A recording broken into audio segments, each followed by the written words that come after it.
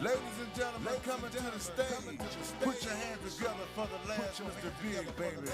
Diamond Eye is in the building. In case you didn't know, baby, it's time for me to step up and let the world know who is the motherfucking man behind the scenes, baby. It's me, I'm back, and I'm live in the flesh. And I'm coming back from the grave to take what's mine. Check the remix out, baby. Hey. Now ever since I can remember, I've been popping my collar with a whole bunch of girls hanging around my locker. Even in the ninth grade, I had 6 girlfriends, 2 blacks, 2 whites, and 2 Mexicans.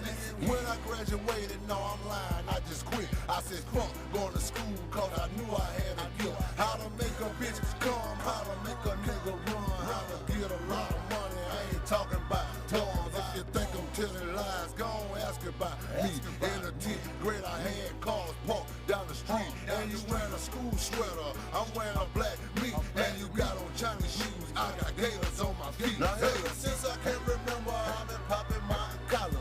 Pop, it, pop, pop, it, popping my collar. Ever since I can remember, I've been working these hoes. And they better put my money in my hand. Now ever since I can remember, I've been popping my collar. Pop, it, pop, pop, it, popping my collar. Ever since I can remember, I've been working these hoes. And they better put my money in my hand. Well, I'm the last Mr. Big and they call me Diamond Eye. I can take my shades off and I can blind the whole sky. Niggas shot me in my head, but I still didn't die. When I woke up out my coma, told my mama, don't cry. Mr. Big got crawled, goddamn lie. I just put a bunch of diamonds in my goddamn eye. And I'm still so fresh and I'm still so fly. I'ma keep talking shit till the day I die. Ever since I can remember, I've been showing my ass. Little girls liking me, bringing me their cash. A dime and a nickel, some chips and a chipper. Girl, I was a pimp when I had a bicycle. Now ever since I can remember, I've been popping my collar. Pop, it, pop, pop, it, popping my collar. Ever since I can remember, I've been working these hoes. And they better put my money in my hand. Now ever since I can remember, I've been popping my collar. Pop, it, pop, pop, it, popping my collar. Ever since I can remember, I've been working these hoes. And they better put my money in my hand. In my hand. Show your ass then. Mayfield, Maysville, P.A. Hey, down the bay, hey, Roger William, hey, Happy Hill, hey, R.V. hey, where you stay, where you stay, where you stay, where you stay.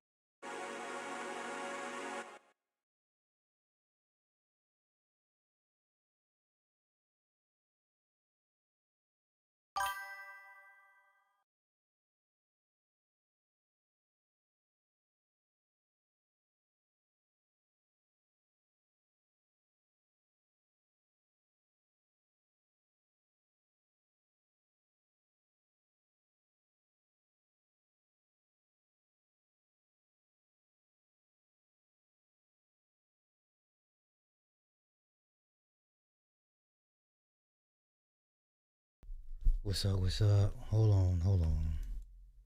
Let me get my stuff together.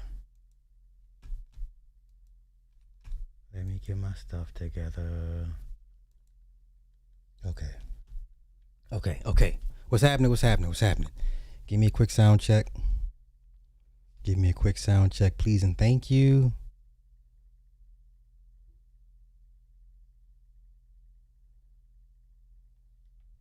Give me a quick sound check. Por favor. Gracias. Okay, I got, what time is it? It is almost 8 o'clock. I got 3 hours. 3 hours of nonsense. Not urban niggery stuff. I'm good. Appreciate it, Free Zone. Thank you, Big J. Oh, what's happening? Okay.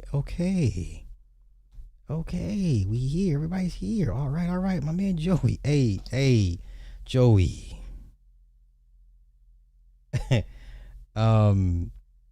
Joey, what was, I'm trying to remember correctly, what was your position on the, because I saw you on Ramil's and y'all was going back and forth, and I'm trying to remember what was your position on Jay. Were you for Jay or against Jay? I'm gonna get into that. I'll give my take on this Old heads of hip hop, man. Old hip hop heads just looking crazy right now, man. Just know when it's your time. Right off into the sunset. Right off into the fucking sunset. Okay, a lot of things I want to go over with you guys. So let's go here first. This is day 3 of my work in the polls for California's race for governor. Pretty chill. Nobody got crazy with it.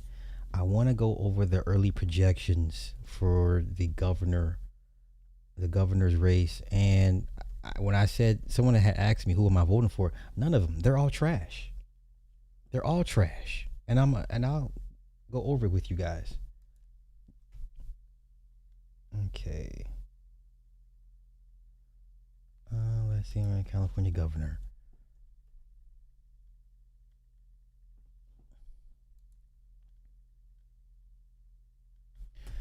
Okay. Jesus, man. So let's go here. Let's go here. I want to get early projections. Let's get early projections. Okay. Oh, come on. You gonna make me do this? I'm not doing this with you. Okay, let's go here. Fox 40 is your local election headquarters, and today a new exclusive poll from Inside California Politics at Emerson College shows 2 Democrats leading the race for governor. And I'm going to tell you how wicked the administration is with the voting. Do not think it won't happen in your state, your county, your city. But I'll get to all that in a minute. Javier Becerra and Tom Steyer. But the battle for second place is tight with Republican Steve Hilton close behind. Now, Fox 40 Capitol reporter Aton Wallace joins us from the state capitol with a closer look. Ma'am, don't do this. Jay has not been the GOAT since Wayne's Carter 3. Let's not do this. Please, let's not do it. See, old hip hop heads. What I tell y'all about these old hip hop heads? Right off into the sunset. Look at the results. Right off into the sunset. Under California's primary system, the top 2 vote getters advanced to the November general election. After months of talk, Republicans could potentially lock Democrats out of the top 2. Now this latest poll suggests the opposite could take shape, but it's still very close. Stand up. Democrat, former U.S. Health and Human Services Secretary and California Attorney General Javier Becerra. This bum-ass guy, Becerra, had his chief of staff basically be found guilty of stealing money twice. And you know what Becerra says?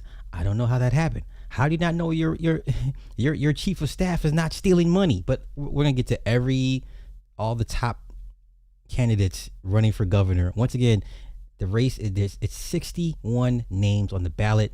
Top 2 make it to the runoff in November. But let's continue. They're all trash. Democrat billionaire climate activist Tom Steyer. And Republican former Fox News host Steve Hilton. According to a new exclusive poll from Inside California Politics and Emerson College, these are the 3 leading candidates in a crowded race for California governor. Looking closer, the survey of 1,000 California voters conducted just days before the June 2nd primary shows Becerra leading with 28%. Steyer holds the crucial second-place position needed to advance to the November general election with 22%. But he's holding on by a narrow margin. Hilton is just 1 point behind in third. Nearly 10 points back, Republican and Riverside County Sheriff Chad Bianco. No other candidate reaches more than 5%.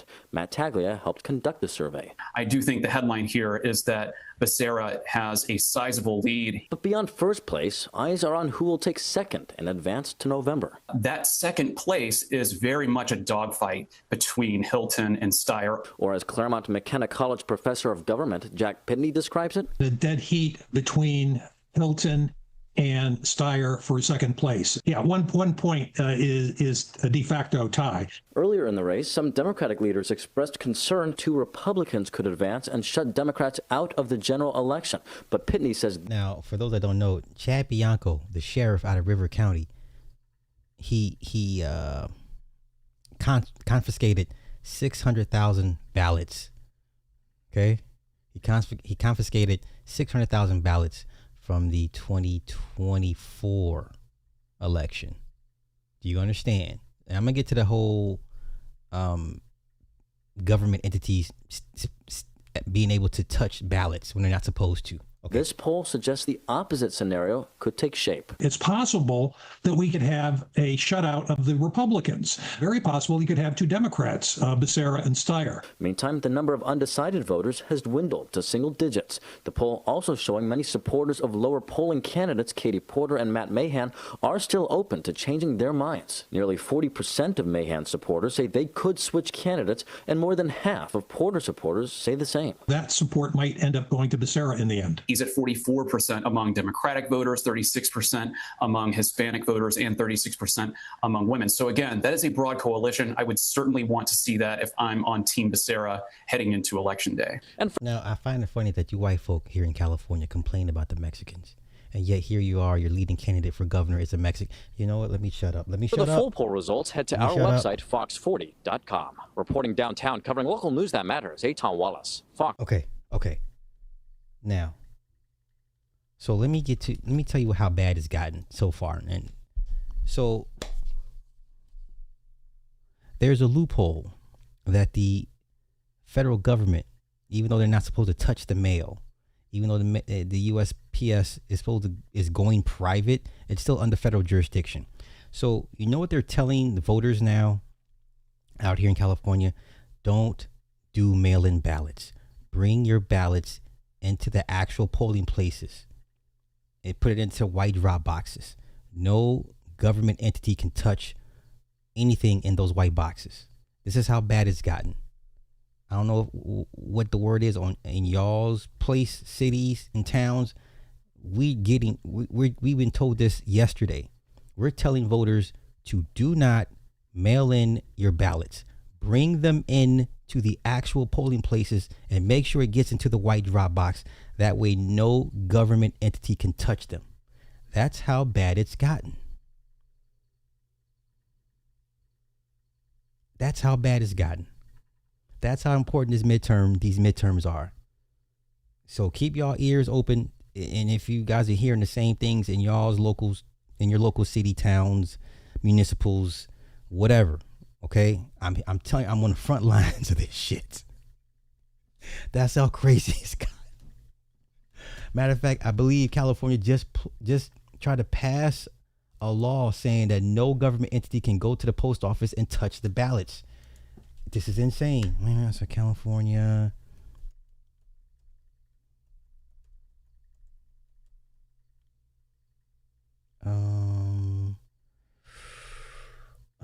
Protecting.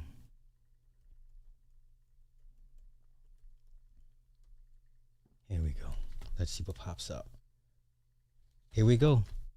Newsom just signed it into law 4 days ago. It's not a game. Okay, so he signed legislation Wednesday.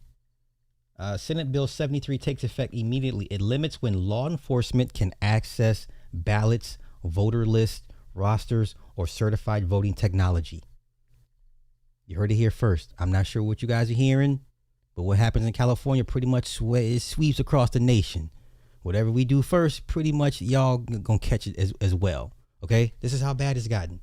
This is after, once again, this guy here is running for governor. He's not going to win, but Chad Bianco seized more than 650,000 ballots from last fall's Proposition 50. This was when we voted to do the redistricting, right? They put it in front of the voters. Texas did not. Virginia did not, right? So if you're in a state that wanted to do the gerrymandering and didn't put it to the vote of the people, you're probably in a red state. Good luck for that. Good luck with you on that, okay? He says we have to clarify the rules of engagement. This is why this legislation is important. There are fines associated with it, criminal fines and jail times 3 years. The bill prohibits peace officers from interfering with election administration except in urgent public health or safety situations that can only be declared by the governor. It also requires a court order before law enforcement can take possession of key election materials. Removing packages containing voted ballots from the custody of elections officials would also be a crime. We are sworn in to uphold the laws of not only the U.S. Constitution, but California Constitution, okay? Every day we get sworn in, okay? The law allows civil penalties of up to $50,000 for ballot custody violations, okay? Shit's getting real. Shit is getting real. Once again, Not sure what it's like in y'all's place, but out here it's crunch time.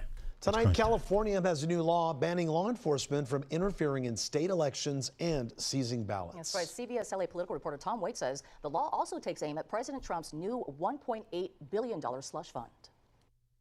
Governor Newsom says this additional legislation is necessary because he believes President Trump is desperate with low poll numbers. Newsom believes that Trump will try to interfere at the ballot box. So thank you, guys.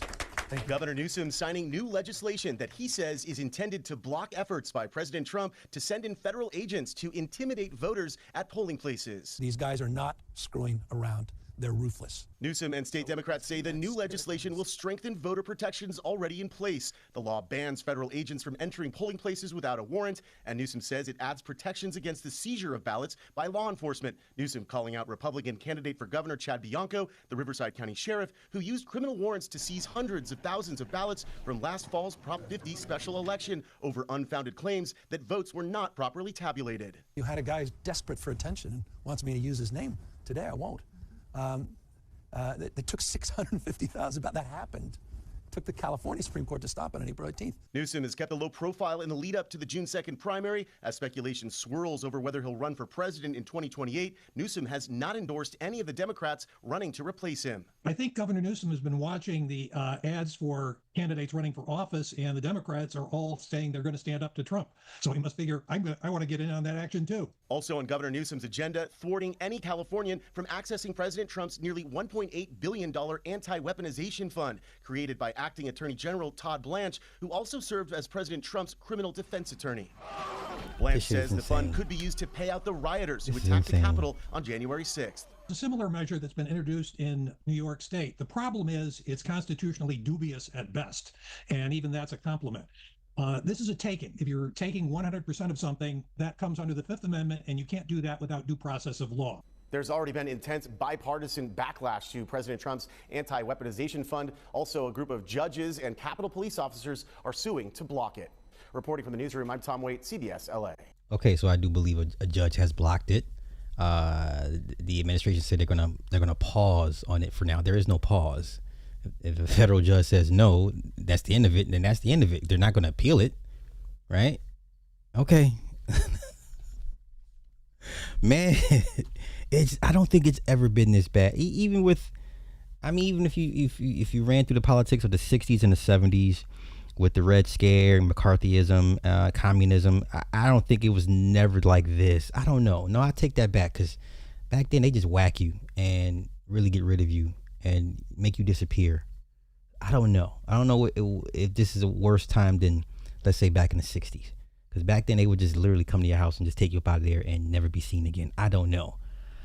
I am entertained, but seeing it from my viewpoint, now it's just like, because now you're seeing regular people be affected by this. It's cool when we see people act a fool on camera from the safety of our homes, but when you're knee deep in it, you know what I'm saying? Like, we have sheriffs, at our polling stations. So shit is real from where I'm seeing it. And I'm a little too close to it to be kiki and ha-ha. I can't speak for anybody. But for me, I'm not so quick to laugh anymore. You know what I'm saying? I'm just like, I'm in this. Like, I'm surrounded by these people. Like, we had to turn away a couple voters because they were late and they were pissed. Like, how you're assaulting my rights. I'm just like, and it's not even November yet, so I can only imagine what November's going to be like. But I'm too close to it to be laughing and joking at this point. Speaking of that, I'm gonna go here to the Freedom 250. I'm gonna get to the California candidates, but I'm gonna go here real quick.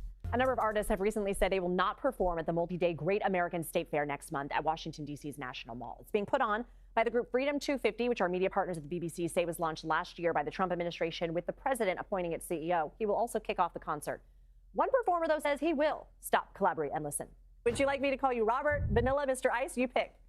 That's funny. I prefer Rob, but it's okay. not as cool as Vanilla. Robert Van Winkle, better known as Vanilla Ice, says he will still light up the stage and wax a chump like a candle at the Freedom 250's 16-day event that spans from June 25th through July 11th.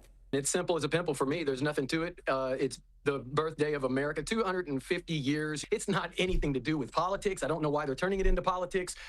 I've never voted in my life. I never do that. Morris Day and The Time, Young MC, the Commodores, Martina McBride, and Bret Michaels have all announced they will not be participating. In a statement, Young MC said, quote, the artists were never told about any political involvement with the event. And despite the claims by the organizers that the event is nonpartisan, Spin Magazine describes it as Trump-backed. I hope to perform in D.C. in the near future at an event that is not so politically charged. McBride said, quote, I have asked a lot of questions and was assured this was a nonpartisan event that was meant to celebrate all 50 states. Yesterday, things started changing. And what we were told is, in fact, not what is happening. I mean, I can understand why they dropped out if they believe in all this stuff and they're scared or whatever. But, you know, that's their own thing. For me, I'm just here to celebrate the country I was born in. And so you said you think they're scared. What do you think they're scared of? Oh, just all the backlash from all these people on whatever their social media stuff. Man, I was born when there was no social media. All this stuff is funny to me. Flo Rida and Fab More Band of Milli Vanilli currently still plan on performing too. President Trump posted on Truth Social Saturday, quote, we should make a giant Make America Great Again rally for 250 instead of having overpriced singers who nobody wants to hear, whose music is boring, and yet who do nothing but complain. Some of these artists say that what they were told about the event isn't what they think the event is turning out to be. What were you told about this event? And are you in agreement or disagreement with those statements? So when I play events, I never ask about them. I just go, where am I going? I don't even know, and I don't even care because I have fans and they have booked me to play a show like a musician. And you have performed at events related to our current president before. I believe you performed at Mar-a-Lago on New Year's Eve at a presidential event. And do you think that you can? I'm not mad. Get your money. You're an entertainer. He understands what his place is. I get it. I get it. Okay, so let me get to the top candidates of the California's race for governor. They're all, somebody asked me, who am I? I'm none of them. They're all trash. All of them. I'm not capping. So let's go here. Ready? Let's go. Okay. Right now, because I just bought it at this historic location. Check it out. The original Del Taco. There it is. My Barstow Street Taco. I'm going to enjoy. See you soon. A Barstow Street. You understand, this man's not even from this country. Steve Hinton is not even from this country. Did you know this? Well, I mean, Californians. Here we have a British aristocrat cosplaying as a California cowboy. He is the former senior advisor to British Prime Minister David Cameron. He moved here 5 years ago. Okay? So he's trying to pull a Schwarzenegger. Okay? This is Steve Hilton. Right? Okay, let's continue. Okay. He also in the Epstein files as well. Okay, let's keep that going. Xavier Becerra, this is the one that's in the lead. Okay, this is more than likely going to be the next governor of California. All right, it's taken funding from massive corporate donors. He took 4.5 million from the healthcare, $1 million from Chevron, 300,000 from pharmaceutical companies. Okay, let's continue.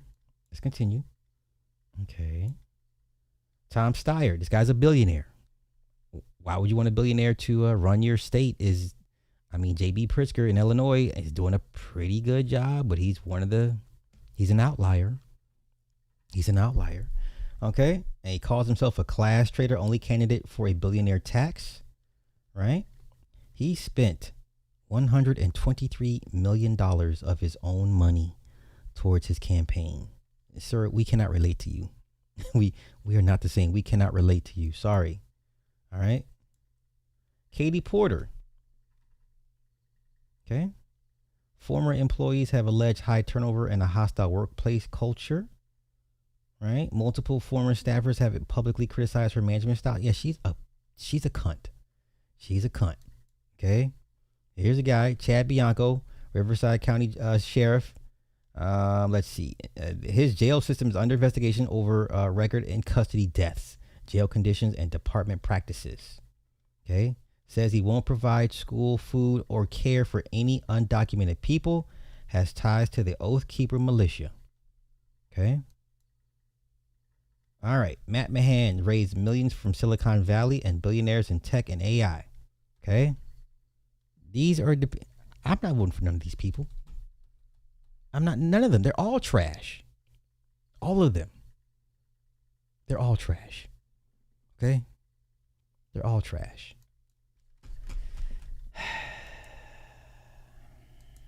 They're all trash. All of them. All of them. All of them. Okay.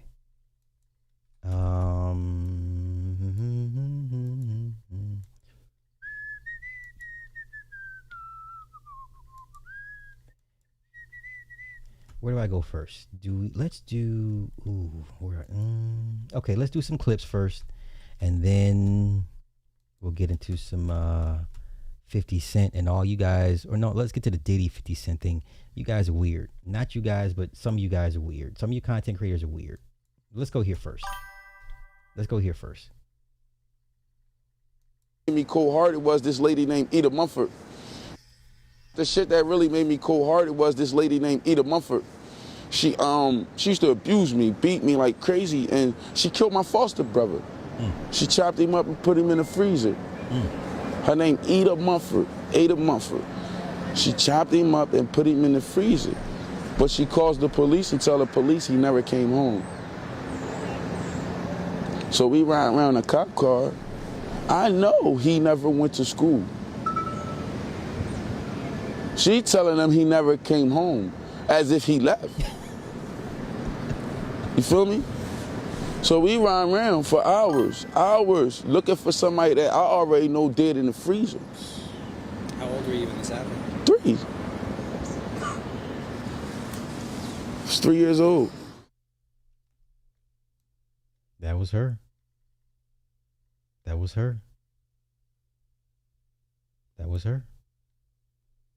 The shit that. Okay. I don't know what to say for young black boys. Nobody cares about them.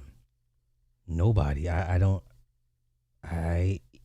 I find myself, not wanting to be bothered with little black boys. And I hate saying that. But I'm telling y'all from, personal experience. Like when I see him, I just be like, fuck. Like, what's wrong with this one? And it's not their fault. But society, now I can understand why people be like, I don't want sons. I get it. When I hear people say I don't want a son because it's too much trouble, I totally understand why you would say that. I don't even judge you for saying that. Okay? Okay, let's continue. Let's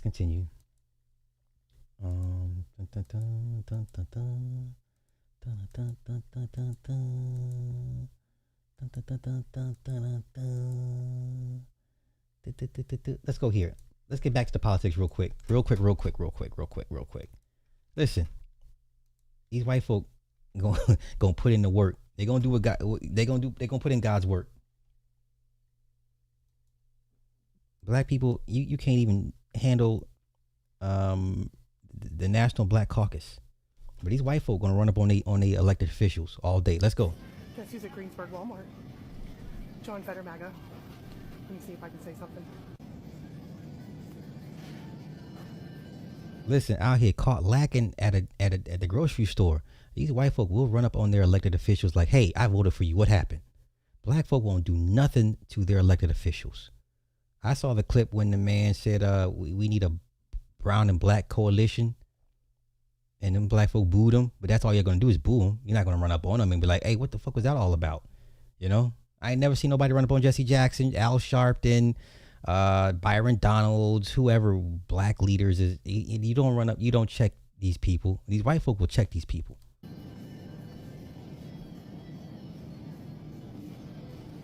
Senator, hi.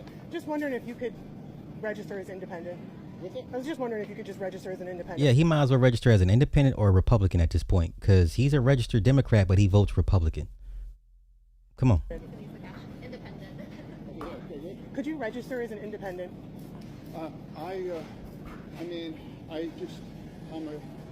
Listen, I'm a breast cancer survivor. I had a double mastectomy, and the Trump administration took my health insurance away from me. And you standing with him. Well, to be clear, I never took anything from anyone, and But you're standing with him and defending him. We can't do this anymore. We can't do this anymore. Okay, so I just left. And my takeaway was, he's brain dead. Like, he had to use a cell phone to translate what I was saying to him. We have a brain dead senator. Giselle just walked away. She didn't. It's not that, ma'am. It's that stroke he had. John Fetterman has not fully recovered from that stroke. And I believe that's part of the reason why he ain't all there. He had a stroke. I'm not trying to make excuses for the guy, but he ain't been the same since then. But come on. Didn't care. She just didn't care. She walked away. And it's just like, you know, I just can't take this anymore. Especially when we're dealing with someone in office who's literally hurting people. Like, physically, mentally, emotionally hurting people on purpose. And you want to coddle to him? And then Fetterman was upset because I was recording him. I said, yeah, because it's going on TikTok, asshole. Okay. Hey, man, listen, man. Hey, I'm just here to disseminate information. Please don't shoot the messenger. I'm just here to disseminate information. All right? Okay, I got you. Let's go here. Women in male-driven sports. This is terrible. Funny, but terrible. You guys, I'm trying my best to hold my shit together, but I don't want to keep doing this. You're okay. We'll just do this faster and get after it. We're going to have like 15 laps to go to this stage, and if you do not want to do it when you get back out here, you can bring it in, okay? There's just so many shitty things that I could say right now, and I'm just trying to keep it together about the fucking director of the series. Try to keep your composure, try to just breathe, and if you're not comfortable with this, come in. Let's remember what's on our truck and just bring it to the garage, right? Wow, I feel like a fucking failure if I do that. You're not. Let's do that. Drive it down to the garage. There's so many things I want to say, and I'm probably going to get fucking suspended. You have no idea. Hey, just pay attention to the spotter. He'll get you into the garage. It'll be okay. I'm sorry, Josh. I'm not going to come back to the truck series. Derek can take it from here on out. I'm staying to the O'Reilly series. This series fucking sucks. I hear you. I'll have a fresh bottle of water for you when you get out of the truck. Derek, we got to put something together for you for Nashville.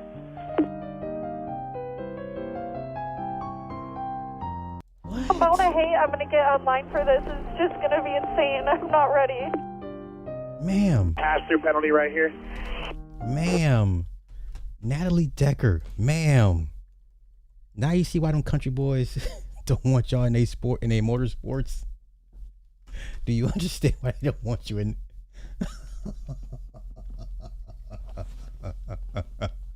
This is why they don't want you in their damn sports.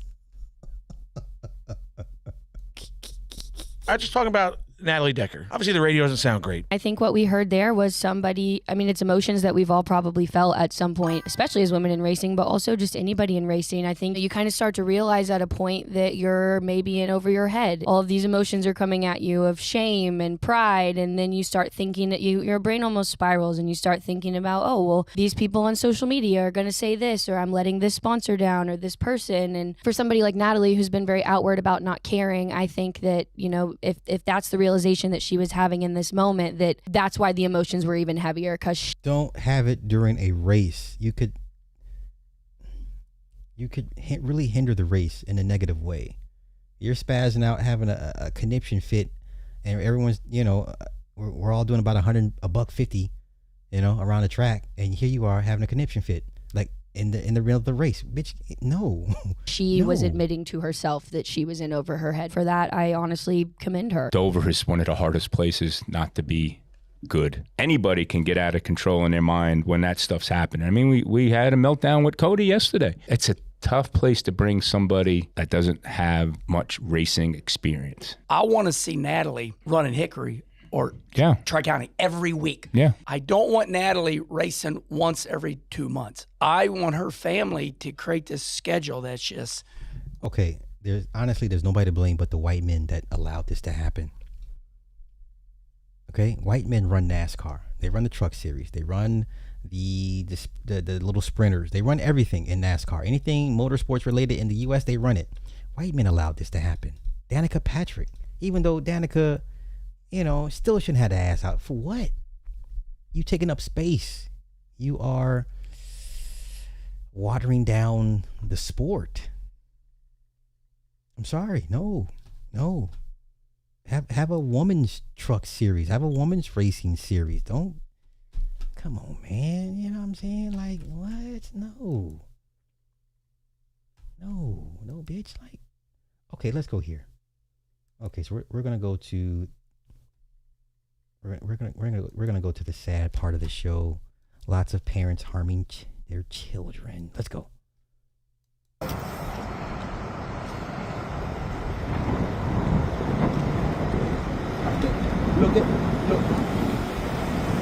Lo que sí se sabe que dijo el oficial que probablemente problemas de salud mental pudiesen haber estado influyendo en ese hecho de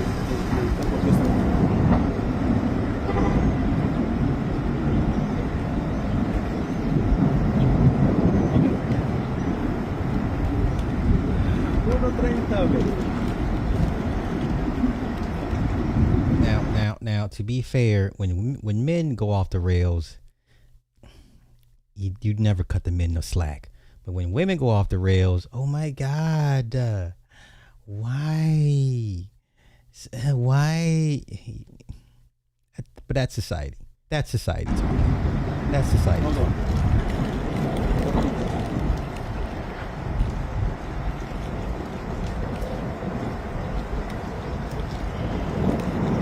People still believe that women are not as violent as men. I believe women are more violent than men. It's just men's form of violence overshadows everything.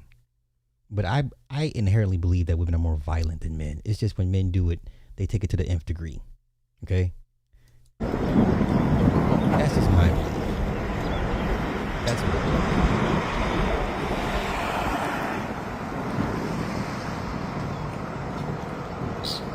No, I mean, we got stories like this all day long when women, doing stuff to their kids, and pretty much nobody really bats an eye like that.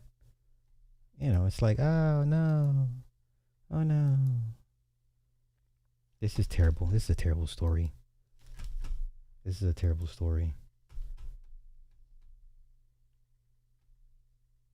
Break story tonight out of Barber County.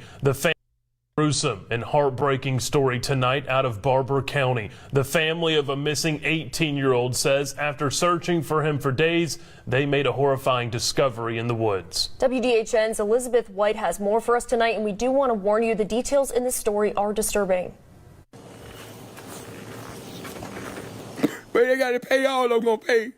Everybody that's involved, I want them to pay for my son. Everybody that's involved, go pay for my son. Everybody that's involved, go pay for my son. Everybody. A mother's grief is tangible, the pain unthinkable. For 5 days, Marcavius Rump's family searched for the missing 18-year-old after they say he was last seen Thursday, May 7th, getting into a car with an acquaintance. Then came disturbing information from the community. Fearing he had been badly hurt, the family launched their own search over Mother's Day weekend. I looked for 5 days for my son with no help from the Eufaula Police Department. No help. Me and my family in the rain on Mother Days. I walked around through woods. Then Monday, in a muddy wooded area off of White Oak Church Road, their search ended in horror. They basically burnt my baby, shot my baby, burnt them up and chopped them up. Oh, God. And you were the one that found? Yes. How does a father deal with that? I'm dealing with it best I can right now. Tuesday, investigators were back in the woods searching for evidence as the hunt for a killer or killers continues. The family does believe someone known to Marcavius is responsible, but police so far have not named a suspect. Marcavius had just earned his GED and planned to become a welder, a young life cut tragically short. Damn. Whew. Yeah, I heard about the MARTA stabbing, man. I can only cover so much stuff because I don't want to get hit over the head again by YouTube because they will do it. But this one story here was pretty bad. This was pretty bad. Y'all didn't see the actual footage. In the actual footage, it's in his hair, so you can't see it clearly. But I can see this man going towards my son, his glasses, his face. Robert. They don't want me to say his name. His name is Robert Ransdale. He was coming close to my son, and everything after that sounded like aggression. It sounded like a fight with a grown man that is upset with another grown man, and my child is 10 years old, and he cannot speak for himself. I watched my son for weeks come home every day from school, depressed and sad, mad. His attitude done changed. Okay, here's my suggestion. If you have a child whose level of autism is pretty high on the spectrum, don't send them to public school. Send them to a specialized school. You're asking for trouble when you send your autistic kids to a regular school. Send them to a specialized school. You're just asking for trouble. You're asking for trouble. They got me thinking that my baby is some animal. That he's hurting him. He's hurting these people. But they hurt my baby. Ma'am, he's only your baby. To somebody else, he's a victim, a target. Target practice. Y'all got to stop this shit, man. Everybody don't see your kids the way you see your kids. And especially if your kid has to wear headphones because of sensory overload and you got them in a public school, okay, whatever happens, that's kind of your fault. I hate to say it. But if your kid has to wear headphones, and I see it every day, the kids with the headphones, they tend to keep them in their own specialized group away from the regular kids for these very reasons. But if your kid has to wear headphones at school,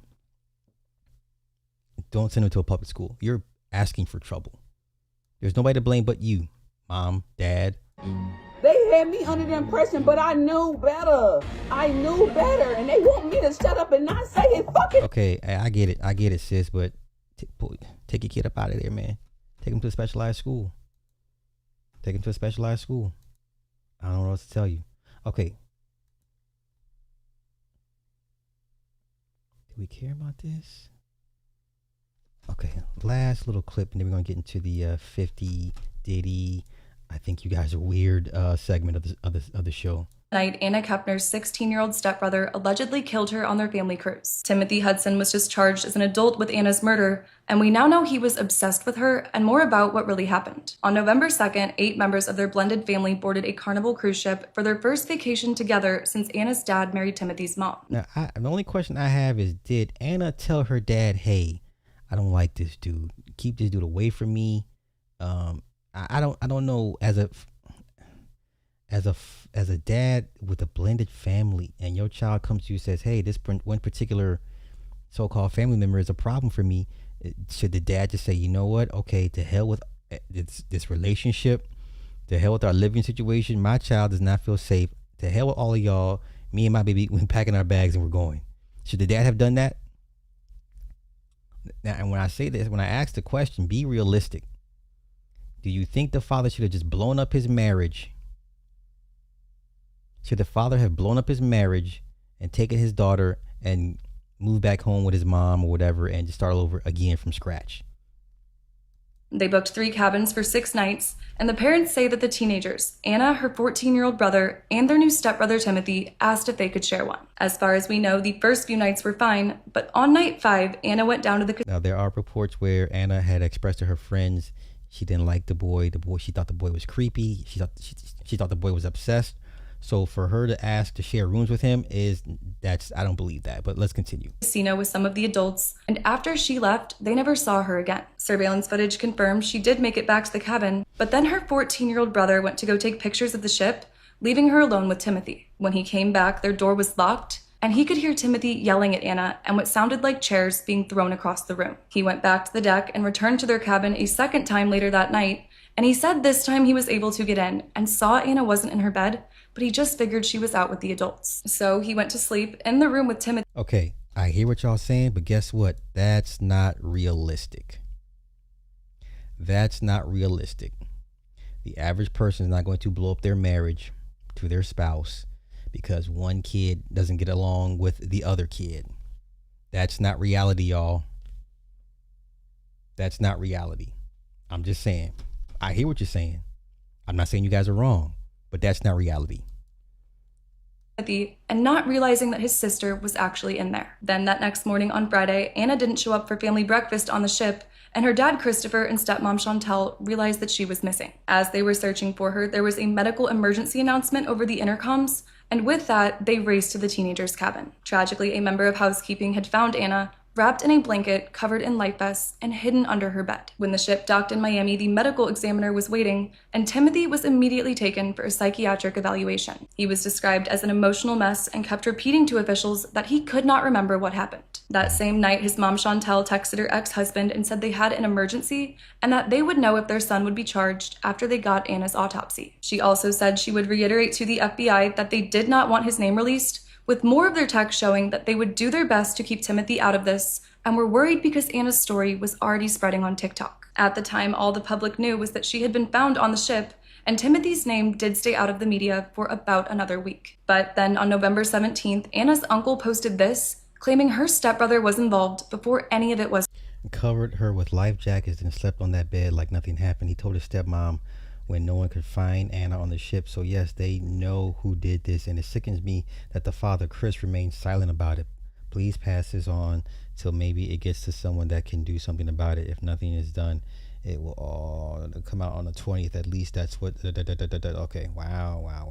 Released. He said Timothy told his mom what he did while they were still searching for Anna on the ship, and that he could not believe she and Anna's dad were keeping it a secret. Just days later, Timothy was officially named a suspect in the case, and then earlier this month, he was charged as an adult with Anna's assault and with taking her life by strangulation. According to reports, he became obsessed with her after their parents got married last year and told people he wanted to date her, even though they were step-siblings. Timothy was allegedly caught in Anna's room one night while she was sleeping, and she was so uncomfortable around him that she started staying with friends. Those friends reportedly tried to tell their parents what was going on, but they, quote, just didn't want to believe it. Timothy's mom has said that she fell asleep early on the ship the night Anna was killed, and so she forgot to check on them and to give Timothy his insomnia medication. It's believed that his defense will argue he needed that after taking his ADHD medication, and that not having it could have affected his emotions or his behavior. There are new details about the night Anna Kepner's 16-year-old step. That's crazy. Ain't no ADHD meds on the planet that's gonna prevent you from murdering somebody, strangling somebody. Jeezy Pete. Okay. Last clip. Do we care at this point? Angie Stone, not to sound cold-hearted, but okay, this is the van. This is the van that was she crashed in. Mind you, there was like 7 to 8 people inside this van, and they asked the question, "Where's the blood?" We'll go into the inside of the van. So it's pretty messed up inside, but that's a fair point. Where's the blood? Depending on the extent of the injuries, it could be a little blood, a lot of blood. I don't know. But that's the van.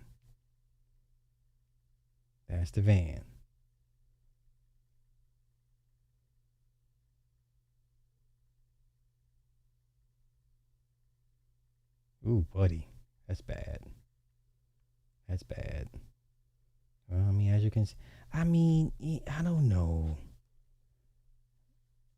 Yeah, well, I mean, the extent of the injuries they say she was already bloody coming out the vehicle, right? Remember someone pulled over and saw her get out the van. She was messed up, banged up pretty bad.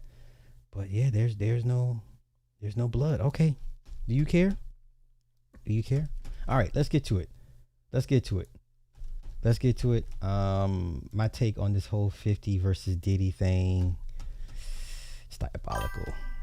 I'll give my take on it. First, let's listen to Charleston White. I love his commentary.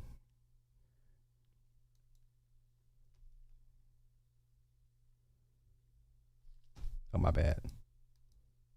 There's nothing you can do to get back at Diddy. They didn't give him a life sentence. Say, man, listen. I know you still mad because the boy had your baby mama over there. Oh, yeah. Playing foosball with her. Just a foosball machine with the two. You all them one men, ain't that the thing? You spin them in the soccer man spin. Yeah, he had your baby mama over there playing foosball. This boy here. With the little boy in there watching a big screen TV. Who you think was coming out telling him everything gonna be all right? It wasn't his mama. She was in there. She was the ball on the foosball table, so they were kicking her around. That was Diddy, man. So you got to, nothing else, 50. You got to appreciate Diddy, cause unless he turned the boy into a freak too. Now if he done turned your boy into a freak, kick his ass, do exactly what did. Now if that boy ain't no freak, and all he heard was his mama, oh Lord, and he didn't get to see nothing. Man, raise up all Diddy, my nigga. Yeah, raise up all Diddy. But I can't tell a nigga to raise up. If a nigga get my baby mama and do it like that, how he done your baby mama with me hoe in the house, I be doing him the same way. So You say nigga done my baby mama like that with me hoe in the house. That's why I've been trying, man, why I'm 50 on the boy like that. But I forgot. Man, in my fact, she still work for him today, don't she? You might have to make a part 2. say, to release all them emotions you hide behind, my nigga. Now, I know, listen, a man is a man. You can't act like that, don't bother you. Cause you didn't do this to him when he tried to take you on the shopping trip, Fifth. Come on, Kurt, don't do that, man. Just say, pull back. Listen, unless he turned your boy into a freak. Do you see that little boy like it? Cause you know kids ain't supposed to be exposed to sexual noises or sexual content. Did it do the boy like this here? Is that why you smashing on him? Only the strong can show compassion for the weak. 50? That's all I'm saying, man. Oh, goddamn it. Nigga, I like Diddy. Outside of what he do at the Diddy party and killing Tupac, I like the boy. You know why? He was a big bad wolf. Ain't nobody whooped him. Yeah, he the only nigga I know hanging nigga over the balcony by this bitch. Blowing up cars by this bitch. Yeah. Taking another nigga bitch and making it his bitch like he did your woman. That's the only nigga I know in the industry done this. Done freaked all you niggas hoes. Yeah. Done freaked half you nigga rappers. And everybody. That's why I don't understand. Here's the weird thing. No, let's let Charleston finish and I'll give my take on this. Only thing they got is a nigga saying, man, he paid me to fuck Cassie. They ain't got no woman saying nothing bad on Diddy. Cassie not even saying nothing bad. How nigga gonna be mad at Diddy, my nigga? Unless he got your baby mama and took her down through there. Don't they got a song, take me through there, take me through there. Take me through there, Folk was born to even think about that song. Cause Diddy, they say Diddy gonna take a hoe through there and then pump her back to life. Okay. Now, he's right. But what's even weirder is a lot of men are commenting on the fact that Diddy's, I guess it would be a medical condition. He has micropene, right? I don't hear no women, none of the women from his past talk about it like that. You ain't heard a word from Daphne about his condition.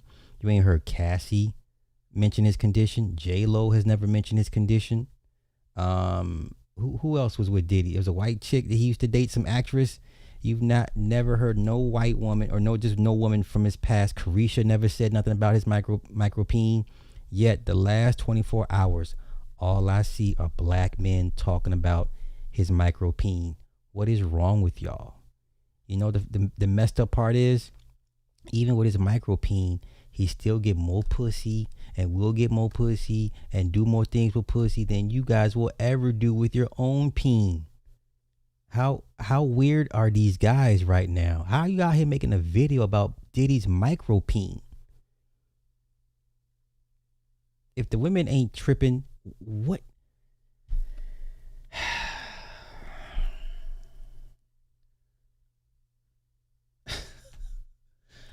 Let's go to 50 Cent real quick. Now listen, 50 Cent could be the big bad wolf all he want, but that man is, listen, the humiliation is, you can't undo this. Okay? This is forever. He can crack jokes all day long. Sir, we got the mother of your child that you thought was better than Shaniqua and Marquise. Remember, he had a black ass baby mama, Shaniqua, with a black ass son, Marquise, that looked just like him, big ass black nose. Went to go find the lightest, brightest thing he could find, and have a baby and have a light, bright ass baby with him. Right? Remember how proud he used to show them. I mean, show them off every birthday, big ass birthday bashes, and hit it. And Daphne Joy was right next to him, stunned on the old family. Which, hey, I am a proponent of. Yes, if the old family acting fool, go get your new family. Stun on them. I get it. But it didn't work out the way you thought it would, huh? So I guess Shaniqua wasn't that bad after all, huh? Hey, Shaniqua, you ain't catch Shaniqua doing no shit like this. You ain't catch the black woman doing no shit like this. Not like this. Not like this. Listen, he can frame this however he want. This is an L that 50 will never ever walk away from. This is a permanent L. Okay? Permanent L. Look at this. She's not a victim. Sire, can you imagine going to 8th grade to find out this is your mom? Why would you want your son to learn about this in one of the most critical social positioning times, ventures, junctions of his little life? Why would you want your son to know about his mom doing this in 8th grade? You know how brutal these kids are? These kids got Snapchat. These kids got IG. These kids got TikTok. These kids are brutal, unmerciful. Okay? The court system in LA thing, we're past all this. The court can't fix your son, your precious, the one that you thought was going to be better than Marquise, finding out his mom, right? And then, when you find out how much he was paying her, so you couldn't match what Diddy was doing for your baby mama. That's another thing he can't live down, right? Diddy, he had more power, more leverage, more money, more cachet, more clout, more swag, more influence. 50 never achieved Puffy status. You take 50 at his peak, he'll never come close to Diddy's peak. Do y'all understand? Do you understand? Diddy's run is legendary. How many generations has Diddy touched through music, fashion, TV, film? Are you kidding me? 50 at his peak pales in comparison to Diddy. It's not even my goodness. Let me go. Where's the other one? Where's the other one at? This part here, right? This man is hurting. Free Diddy has gone through enough being born with no P. It doesn't matter. Listen, this man has done more with women, with less peen than all of us combined. Okay? This man has done more with women, to women, with less peen than all of us combined. How is this an L for him? How? I don't understand. I don't understand. I don't understand. And then y'all making these videos about his peen. Like, what is wrong with y'all?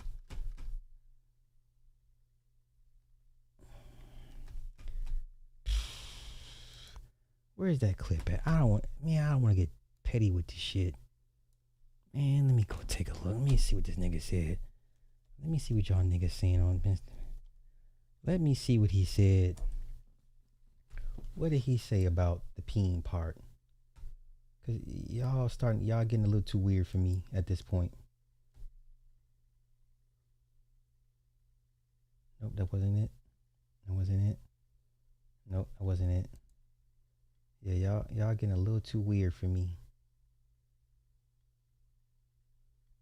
I can't find. Ray J, you sent me that clip, fantastic, but it was playing too fast, and I couldn't understand what the fuck he was saying. So, but it's getting too weird, man. I'm not understanding why y'all making videos about Diddy's phallus. That man has half a phallus and will outdo us all when it comes to women. I'm not. What do you? How do you think you? I'm not under. Please help me understand like the mentality that you guys think that. I'm not. I'm lost. I'm lost. I don't understand. Let me see what y'all saying in the comments. Man, I don't. Make it make sense, man. Okay. Doesn't matter. Doesn't matter. He's done more with women than we ever will. Okay, raise your hand if you've been able to piss on a woman. Okay? Not too many of us can get away with that. That's just the appetizer. Okay? You know what I'm saying? There's a lot of dudes that have never had a threesome, never had a foursome. There's a lot of guys out here that I don't know. Like, this guy has knocked down some of the baddest women on the planet. You think come on, y'all's arguments are not working for me. Every argument against Diddy is not working for me. Because reality tells me that he's been doing the most for the last 30 years. He had a model for a baby mama that wasn't going to go anywhere, Kim Porter. Misa never said nothing about his condition, right? What are y'all talking about, man? What are y'all talking about? These dudes come on here all day, every day, whining about women, and you trying to make fun of a guy with half a peen that can make women do whatever he wants them to do without question, and you can't get a sandwich. You motherfuckers talking about, can you get a sandwich at 3 a.m. after sex? You motherfuckers come here having conversations on, could you get your woman up? Could you make her get up at 3 a.m. to make you a sandwich on GP? You guys are lame. This is a lame conversation. This is a lame duck conversation. Super lame. It makes no sense to me. It makes no sense to me. You think Diddy cares what y'all think? This man about to get out of prison and still be balling. And watch how many hoes be on Diddy nuts when he get out of prison. What's wrong with y'all, man? Get out of here.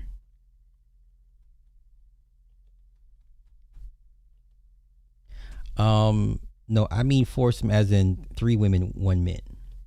I don't mean a train. That trains are not. I can't. I've done one train one time when I was 19, 20, and it was weird. I was like, this is weird. But no, I'm just saying the levels of sex this man has had is unfathomable. Even with half a peen, he will put us all under the ground with all of the activities he's done in his lifetime. So I once again, I don't understand why a bunch of mainly black men are out here making videos talking about what he's lacking. This man made this man's mother of his child do things that he probably couldn't get her to do. Do you understand? Do you know how much of a blow that is to your ego when another man can make your baby mama or your ex do things that you couldn't get her to do?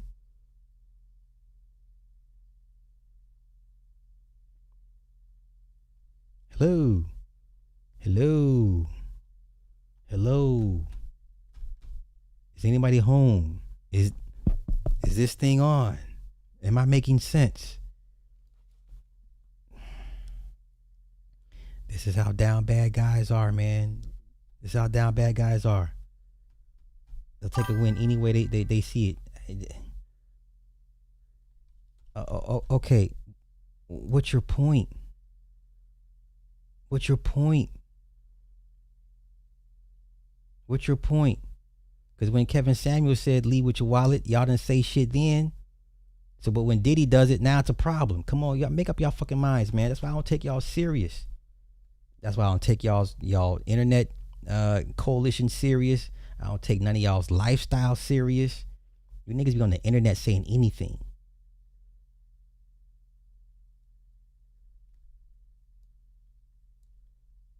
So you mad this man can pay a bitch 10 racks to have 5-6 niggas fuck her, and she gonna do it? You can't get a bitch to make you a sandwich at 3 in the morning.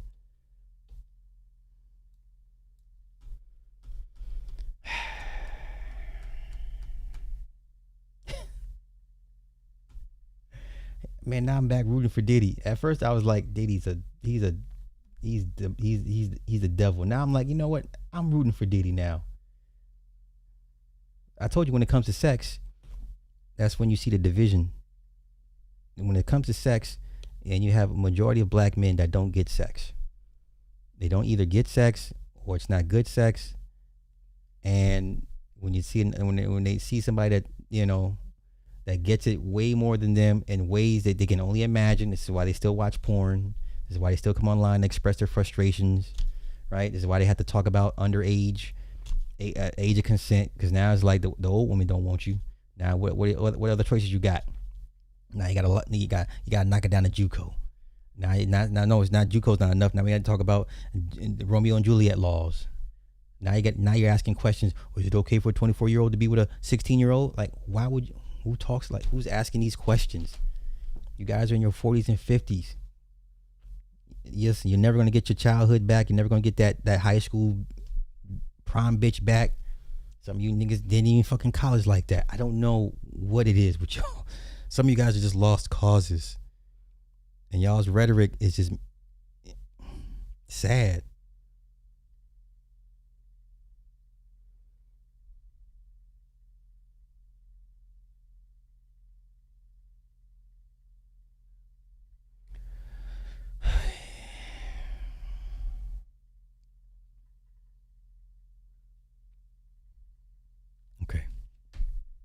Okay.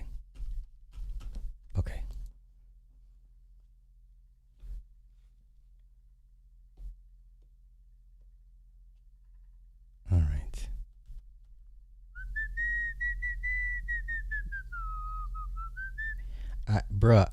You know what? And it's okay. I don't even. That's why I don't go to these niggas panels, man. Yeah, a lot of these guys are sexually suppressed. The majority of them are. Listen, the majority of these content creators, they'll never admit it, but they're sexually suppressed. Okay?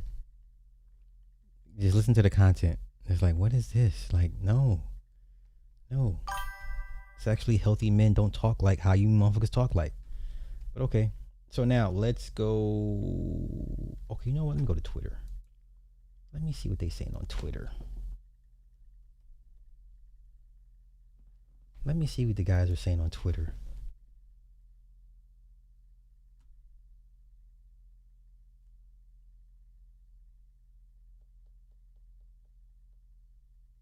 Let me see. Jeez, it's all over. It's all over. The whole thing is all over. This is terrible.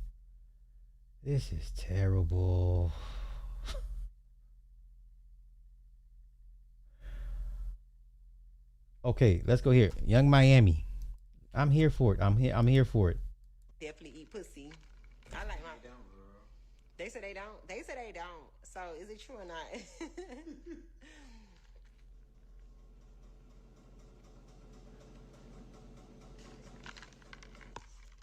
You want to know something about Aquarius? Is that we like our space. That's one thing though. Like as an Aquarius, you have to give us space. Like I just said that I like my nigga clingy, but you gotta give me my space when I want my space. If that makes sense. Like we like our own space. That's me for sure. I don't know why. Because you would not take the bitch for 8 hours. Once again, you've not heard no woman from his past dealings come out to clown him about his condition. You have to ask, why is that? Why is it only you men are concerned about his condition? Is it funny? Sure, yeah. Okay, it gets a chuckle, but then that's about it. Okay? You are not him. Okay? There's nothing you can do to be on. You'll never ever achieve his type of success, heights of fame and stardom, access. You'll never see anything close to him. Like he's a master of his universe. Even in prison, he's still running shit. Like, what are we talking about? Okay. What? Nah, I don't care about that, honestly. He says he was getting money out of Drake, giving up his baby mama. If that's what you niggas be, that's what niggas be on. That's nothing to me. I don't care about that, honestly. Sorry. I do like raw fish. I like raw food.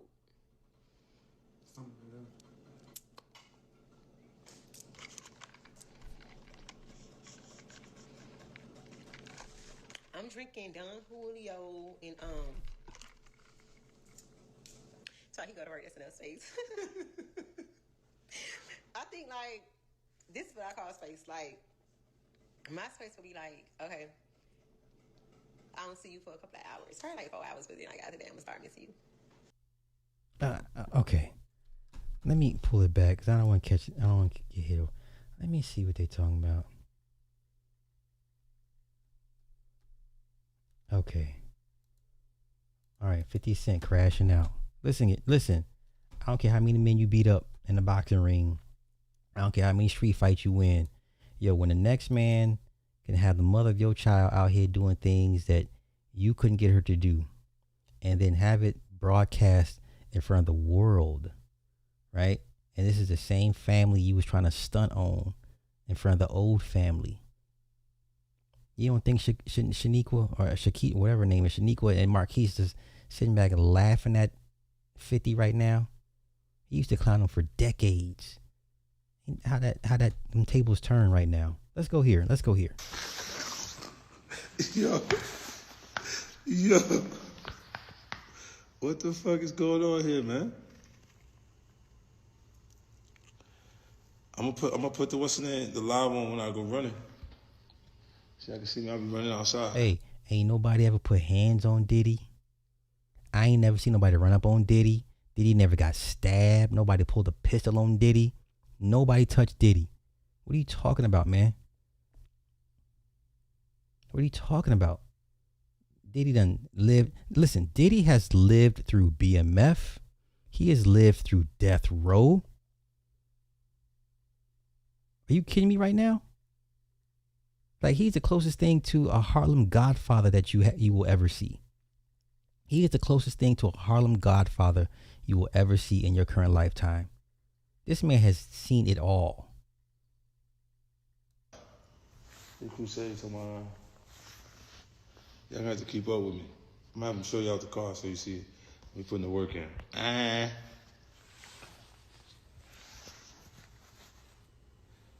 Yeah.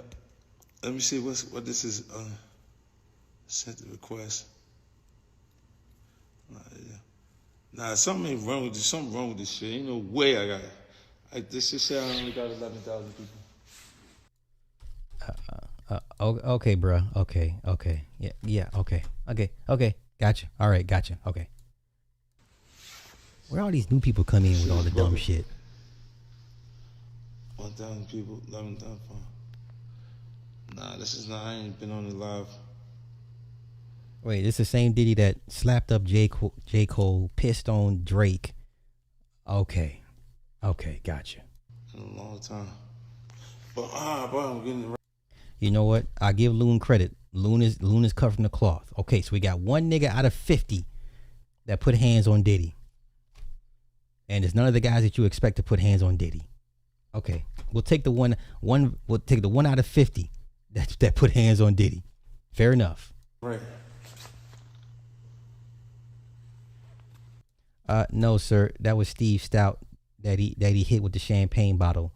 No, when Diddy came in there and hit Steve Stout over the head with the champagne bottle. I don't know what you're talking about. I don't recall no Nas punching up Diddy over the Hate Me Now video. I remember him going into the office and hitting Steve Stout over the head with a champagne bottle over the video. Okay, and you're new here. Okay, you made your point. You can leave now. Thank you. You made your point. You can leave now. Thank you. Please don't come in here trying to derail my shit. I'm resting a little bit. I'm gonna let you see. Let me see me hit that right there. Terrible.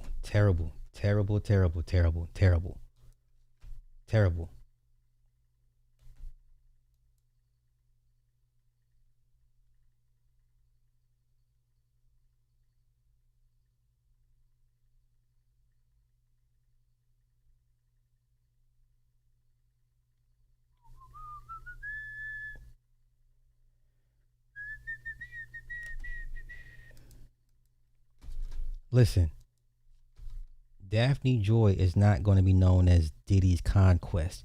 She will forever be known as 50 Cent's baby mama. Okay?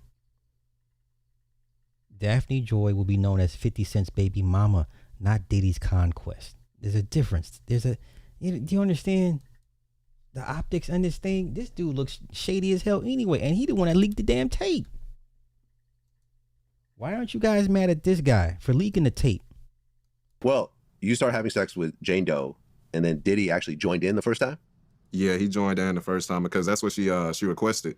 She said she wanted 2 guys, so we was pretty much swapping out here from the back. Yo, he sure did at USC. Hit the coach with some weights. Exactly. This man's a terror. This man's a whole terror. Come on. I gotta get and swap, you know. So yeah, that's what she asked for and that's what she got. But that was only the first time. We only did that once. So he never joined in after that? We'll swap sometimes though. Like we'd be in the same room and like he'll hit for a little bit, and then I do my thing. But like he would only like be in and he'll be in and out quick. Pound it real quick and then be out. So. Well, I guess the thing with Diddy was that he wasn't well endowed, so he was trying to give these girls something that he didn't have, but he wanted to control that. Yeah. Something like that. Because me and you talked about this. So yeah, he told me I can give my girl anything in the world, but I can't give her that. Talking about my so so yeah, it was just like, yeah, he can give her all the gifts she want, but he can't necessarily. Because some guys feel intimidated by not having a big, I guess, but and he just wanna. I don't know. I think he just like to see this. I think he just like to see this. You know what I mean? Like. Well, you actually ended up with a video of a freak off with Diddy and 50's baby mother on your phone. Yeah, he accidentally recorded on my phone, so it stayed there. It stayed there. Right. And while you and I took a break, you actually showed me this video. Yeah. So yeah. I was not prepared for what I saw in that video. I was not prepared. Because as we're watching... Okay, it gets goofy. But imagine you, a 50-year-old man, you got a little pee-pee. Like, I can't with y'all. I can't do this with y'all. I'm sorry. Can I go down this rabbit hole with y'all? This man, had the baddest women on the planet, making them do all the types of stuff that he likes to do that she will never do with y'all. And the only thing y'all worried about is his micropene, which is insane to me. This is insane to me. The women ain't tripping. Why are you? If the women are not worried about it, why are you? Why? What is wrong with y'all? In the words of Pastor Manny, what's wrong with y'all niggas? I can't. I'm too old for some of this dumb shit that excites y'all. I don't want. No. Now this is where maturity and wisdom kicks in. This is where the gray hairs I've earned kick in. I can't. Some of this shit that y'all like, and it's childish. It's childish. It's borderline, just psychological issues. Like, what the fuck is wrong with some of y'all?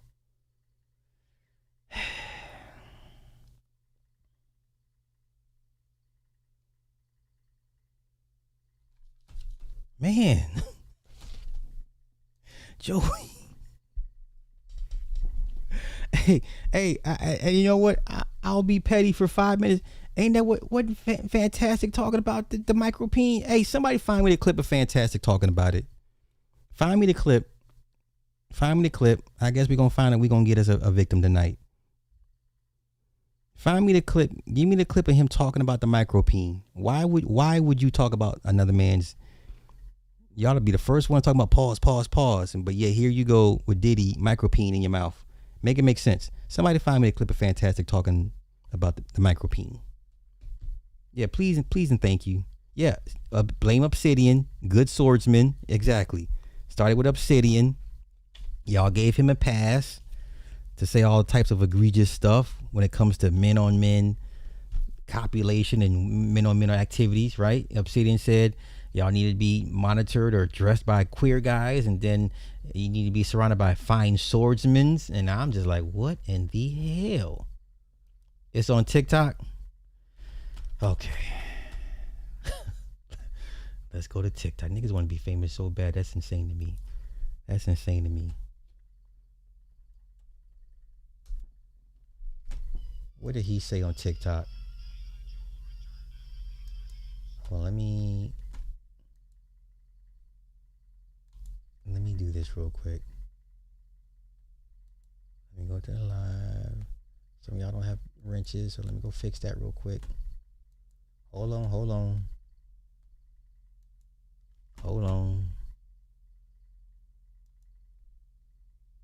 Pop out chat.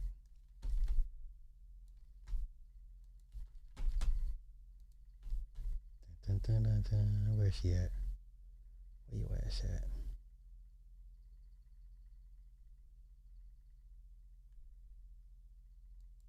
Okay.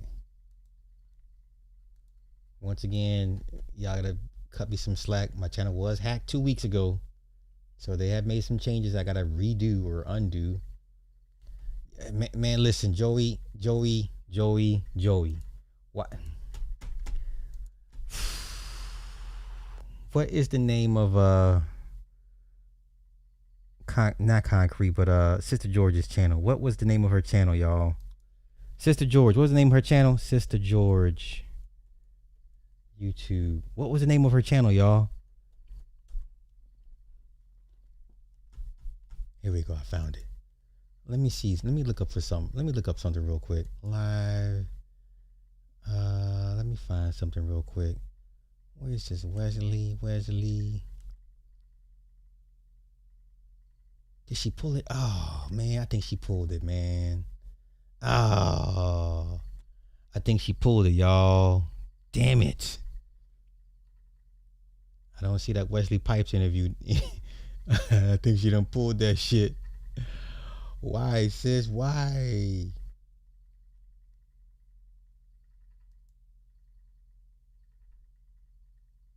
Her other a breakdown, a woman's perspective. Okay, I think I found it. Hold up, y'all. We're gonna get to the weirdness. That's why y'all came, right? That's why y'all came here. Okay, let me see live. Let's find it.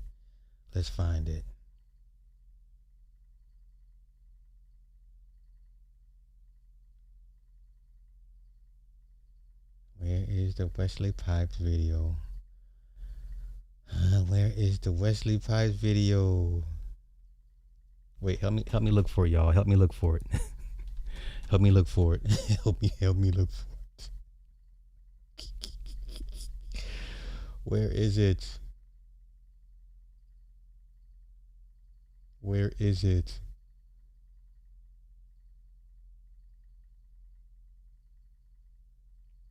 Right, y'all came up with the term dick policing, and here y'all go talking about this man's micropene. Make it make sense.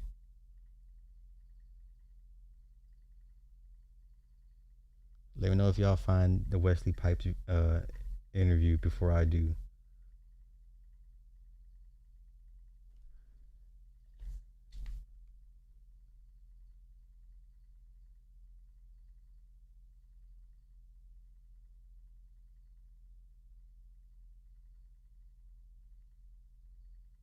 Did anybody find it before me?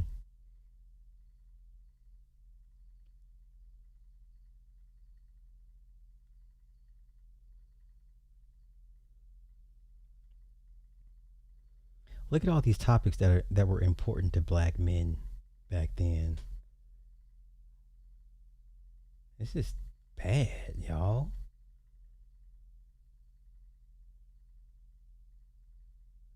Oh, come on. Where is it?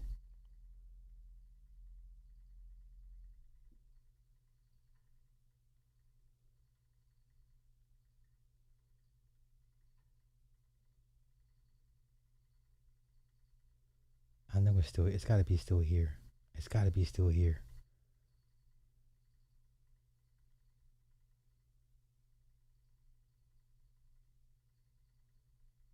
So maybe it was longer than 3 years ago.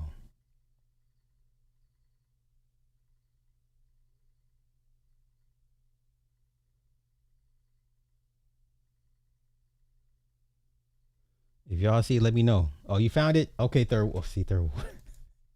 Some of y'all just been sitting on shit, just waiting for it. And we are live. Hey, everybody. What's up, Concrete? Hey, Mr. Wesley. What's going on, Uncle Wes? 601, what up? What's going on, man? Hey, how y'all doing? I'm great. How are you, Mr. Wesley? Oh, I'm good. I'm doing good.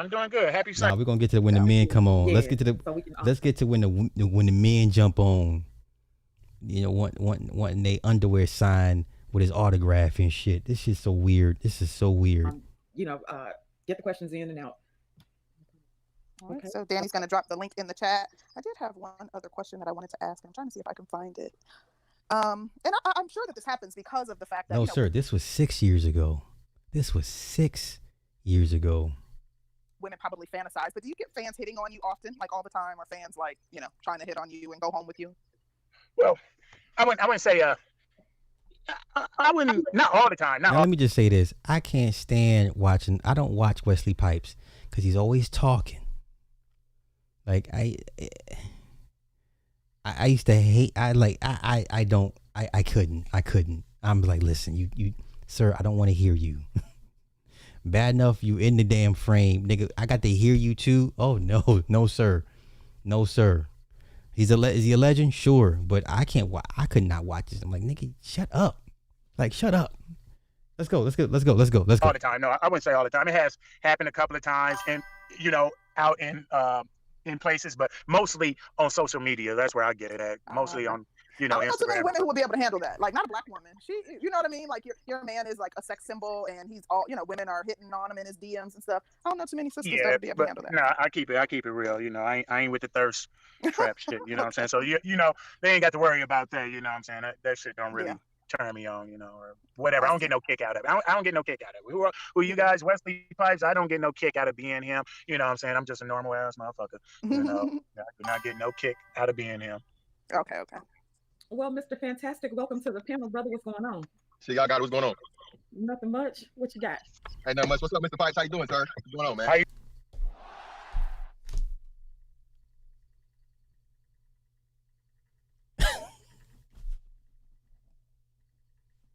Now look, don't run back, start no shit. Okay, I'm cool with Fantastic. I respect Fantastic. So don't go running back, start no mess. Don't you do it. Don't do it. You doing? What's up with you, Mr. Fantastic? I can't complain, man. I've seen some of your work, brother, and hey, I'll just say that I grew up a young fella. But hey, man, my question would be was there a major difference in the pay that you get for interracial porn versus black on black porn? And who were your favorite black performers and your favorite non-black performer? Okay. Oh my God.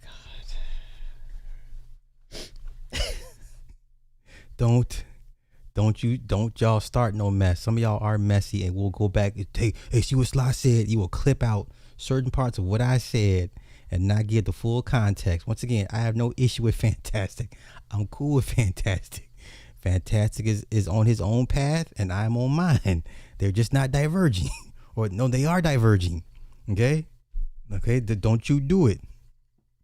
Hey, I got the same pay if I did a scene with a white woman or a black woman. You still got the same pay. My favorite performers I work with, some of the ones that I would say was not favorite to work with, but it was, it was enjoyable. It was cool. It was easy.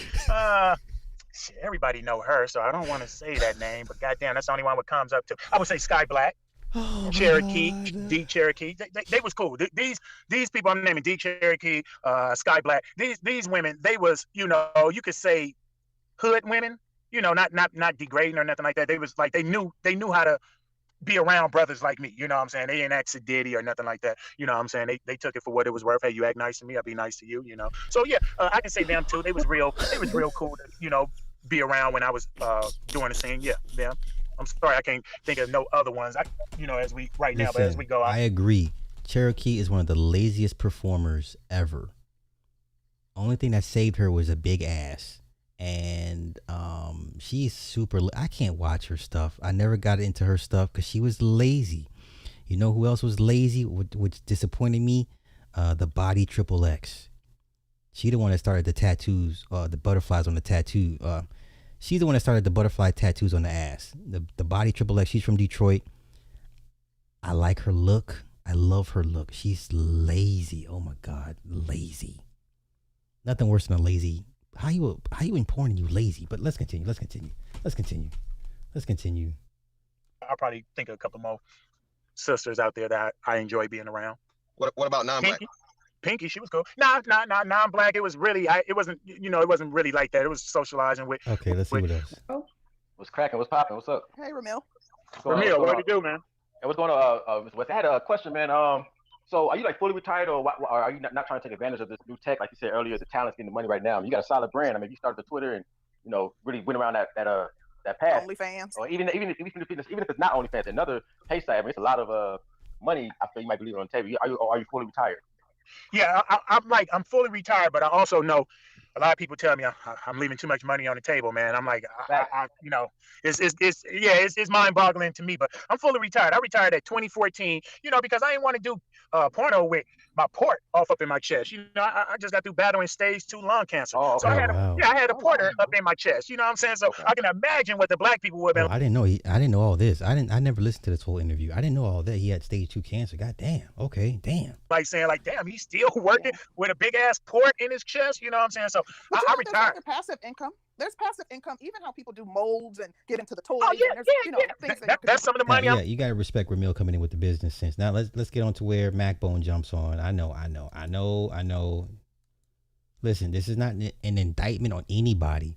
All I'm saying is the majority of these guys that come online to talk about the issues with women are sexually repressed or sexually shut out of whatever marketplace you want to make up. Okay? Whatever, black voting, whatever. There's a lot of influence going around, man. So appreciate you. Yeah, thank you, Ramil. Thank you. Yes, sir. Peace out, y'all. Yeah, man, I had a question for the ladies of the panel before I hop up out of here. So C Rose, you said you don't really care about all of that, but you knew that the male average was 5.5 inches. So what you mean to tell me is you cool with anything less than 5.5 inches there, Miss Concrete Rose?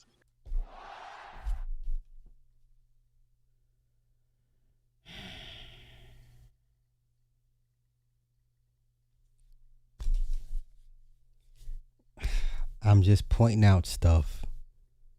Okay, there's a certain time, a certain climate, and a certain time, and this stuff does not age well.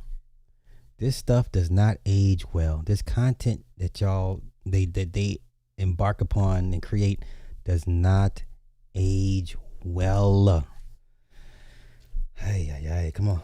I'm not answering that question, but thank you for asking. Oh, come on, man. Anyway, man, appreciate y'all letting me up, man. Come on, man. Yes, sir. All right. Come on. I know you don't want nothing under 5.5 inches, Rose. Man, now to be I'm honest not with being you, interviewed. Can you? I'm lost. I'm lost. Okay, who's next up? Well, I'm saying if he's big or this, I ain't been with women where they was like, size didn't really matter, something like that. I don't know. Okay. Epic. Hey, Epic. What's going on? Can y'all hear me? Yeah, we can. What it do? AWP.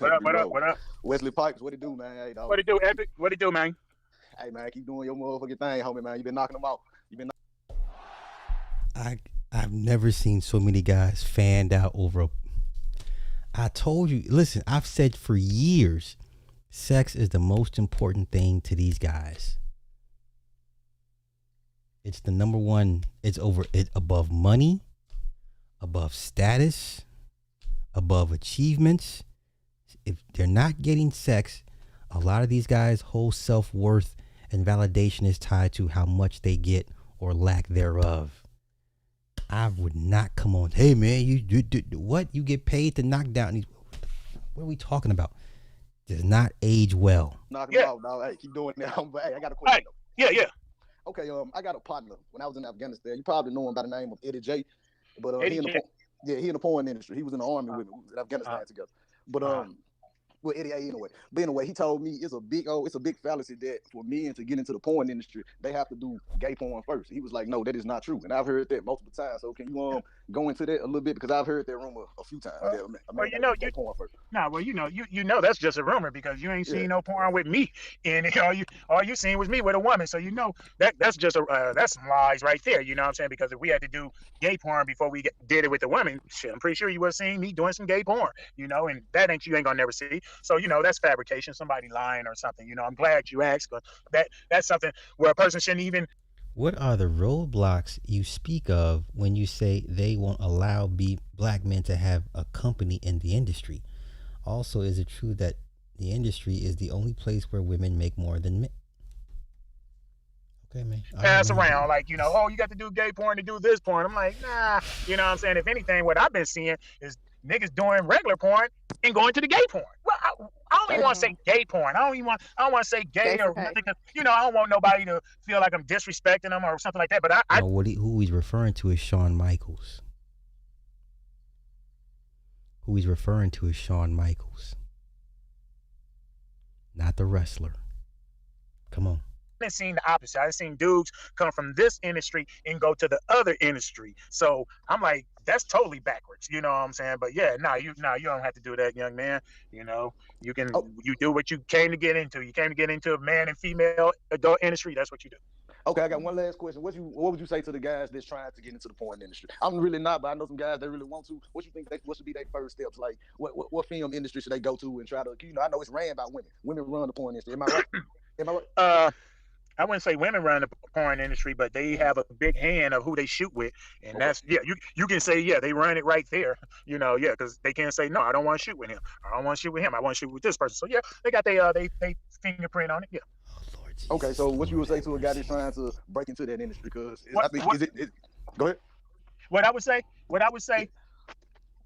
is you can do fans only. Don't try to go to don't try to go to none of the companies. Interesting. Just do your own. Lord have mercy. Just do your own. You know, don't even worry about trying to. Hello, how you doing? Oh, there's somebody new? Maybe you can't. Mr. Pipes was still speaking. Who is it? I can't see the name. That is Mr. Edward Bailey. Yes. Okay. Edward, can you mute up for just a minute? I think Wesley was finishing up his response to it. All right. I was probably going too slow. My bad. Yeah, my bad. But yeah, the way you get in it, man, do it on your own. You know, start up your own. What's that? That fans only or your website, and you get the talent. You get the talent you can afford. Make sure they're pretty and all that, and then the industry will come to you. People in the industry will start asking you, "Hey, can we come shoot for you or trade content?" And that's how you go about it. You ain't got to try to go to some company or something down in California or wherever in Florida. No, you start it up yourself, and bam, they'll get to you. Okay. Right? Let me stop there. Let me stop. Let me get to these super chats. Renzo, thank you for the 5. Diddy and other men had Daphne be their human sandwich. She got it with a mayo and mustard, along with golden showers. Shaniqua would never. Hey man, listen. I'm just telling you that the majority of these guys are obsessed with. IMQ, thank you for the 5. It's actually very common. He just paid for it. Most couples spend hours online finding dudes to get the job done. It's a different reality. I agree. Okay, let's get back to it. This did not age well. No, man. I just want to tell you, hey, keep doing. Hey, did you ever knock down Pinky? Yes, sir. Me and Pinky worked together like 2 times together. She was real cool. Did you ever knock down? Okay, man, come on. Damn, you a lucky ass brother, man. Hey, I just wanted to tell you, keep doing your thing, man. Hey, and hey, I appreciate you answering my question. AWP, hey, I appreciate y'all having me. And you go check out that music too, bro. You go check out that music, man. I'm on there. Go look it up. Yeah, I'm skipping, man. Hey, I'm gonna holler at y'all later, man. I appreciate it, man. Okay. Cool. Thank you. Thank you. Let's get to Caesar D1's question before we get to Bailey. All right. What are the roadblocks? Yeah. All right. All right. No, when I was in the industry, man, it was a lot of black men trying to build up some companies. I just didn't know the powers that be who was stopping us. You know what I'm saying? But it was a little friction of people getting in, making their own company up. But now, like I said, since the technology is a little better, you can make your own company up in the name and all that, and you ain't got to worry about being blocked by the big companies down in California. Did that answer anybody's question? Did that answer your question, Caesar? That sounded like it. If he needs clarity, he can just type it in the chat. Oh my God. Okay. We're gonna have Mr. Pipes. What's going on, Mr. I'm just chilling. Just got through eating some celery and doing some qigong and some push-ups, keep myself healthy. Okay. Yeah, hey, Mr. Pipes, I want to ask you, have you ever worked with certain white adult film actresses like Flower Tucci, Linda Friday, and Jewel Denai, and some of your friends? No, I never. I know some of those names you just worked with. You just said no. I never worked with. You know what's funny? Flower Tucci was just inducted into the AVN Hall of Fame. Flower Tucci just inducted into the AVN Hall of Fame. If you don't know who Flower Tucci is, it's okay. She just got in Hall of Fame. Yeah. Yeah, she made it in. Flower Tucci. Yeah. Yeah. Flower Tucci, y'all. Who's Flower Tucci? It's okay, man. Just don't even worry about it, man. Don't even worry about it, man. If you don't know who Flower, it's okay. It's okay. It just some things it just ain't meant for you to know. It's okay, y'all. It's okay. It's okay. All right, let's get back to this. Flower Tucci, or the other two you were saying, but I have worked with some big names before off up in there, So, oh wow, bro. You worked with Beauty Dior and Pinky Triple X. Yeah. I worked with them before, Beauty, Pinky, Cherokee. Yeah, I worked with them multiple times. What about Kelly Starr and Kelly Starr too. You couldn't type this in and find this on your own instead of inundating this man with these dumbass questions. Like, come on, man. Now I know it's 6 years ago, but even 6 years ago, you could type in the search engine and see who all he's worked with. He could have answered your own questions and came with something thought-provoking like Ramil did, because Ramil is stay business-minded, right? Well, I can't remember the other name, but Kelly Starr, yep, I worked with her too. I think they're still doing it. I think they got back in it right now. But yeah, there were some cool ladies to work with. As far as personality, you've been in a real tight scene with who? Oh my God.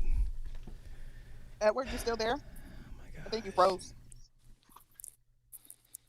Hold a second. All right. Okay, now you came back in, Edward. Okay, can you hear me? Yeah. I remember you was in the scene with Naomi Banks, and y'all was just oiling up in the pool and in the living room, and it was smooth the way you did the scene, the way she did some poses. And you was all like, I like the way you subtly tailor your body game and your charisma and your masculinity swag, and you just took your time. Oh my God. Yeah. That's one of my favorite scenes you have. One of my favorite scenes. One of my favorite ever scenes in porn though, because Naomi Banks. Yeah, Naomi Banks was cool to work with. She has a subtle, feminine, sexuality to it. She knows how to get it real high, and she knows how to cool it down. Yeah, like a slow boiling water. Yeah, I mean, she was like that with Lexington Steele when they did that Death Magic, and I like that part where he's talking like us. This is Lexington Steele, and what is this shit? He that sound like Rod Serling. What is this? Yeah. She Naomi Banks is a cool female to work with. She was cool. Hey, let me ask you something. Before you prep for your adult film scenes, what sort of supplements do you take to enhance your stamina and your potency? I can say Rhino, my brother. Take your Rhino and you'll be good. I usually don't tell nobody this. I usually don't tell nobody, but I say Rhino. So this is one of your well-kept secrets. Yeah, this is one of my well-kept secrets. No, I don't use Extens. It never worked for me. Do you use Yohimbi and nope, and Long Cat? Nope, just Rhinos. Rhino? Okay, I definitely get that. Yes, sir. Just Rhinos. And I think my homeboy sells Rhino at the local health food store down the street. So yeah, grab you one of them and you should be Gucci. Yeah, I also want to tell you one more thing. I'm 50 years old, even though I don't look like it. And I remember I ordered some this product called Vigatronex, and they had resveratrol and metacycline and another thing. And then when I took it with spirulina and red clover, there was this national lady who I haven't seen in a while. I would work out with her a bit at LA Fitness. I'm 50 and she's like, okay, can we stop this here? And I also like pick up a few pointers from some of the adult films I watched over the years, especially when it comes to the ebony stuff. Can we stop? I just tailor-made to my own creativity and did some yoga and can we Melanie stop? said, well, Ed, you're pretty flexible and limber for a 50-year-old. All right, let me go. Let's go to TikTok and let's see what Mr. Fantastic said. I just want to give you guys some context, okay? I'm not here to bash nobody, but some of y'all's rhetoric is creepy as hell. Some of y'all's rhetoric is creepy as hell. Now, let me find, what did he say? Where's the clip?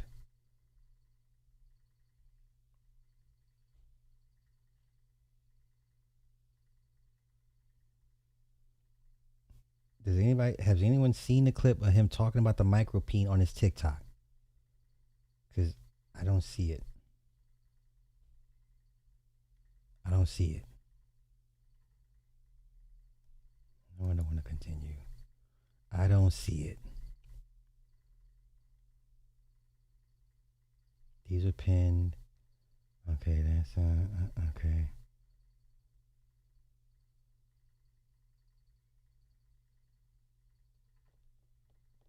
Okay. Has anyone seen it? Has anybody seen it? No? Yes? Let me know if you do. Because I don't see it here. Oh, posts that some may find are unavailable. Oh, I got to log in. Okay, hold on. Let me log in, y'all. Hold on. It's making me log in. That's why. Okay. Let's see. Oh, let's see. Yes, allow. Okay.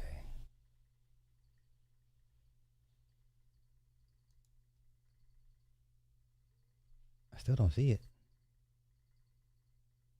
Nope, I still don't see it. Does anybody see it?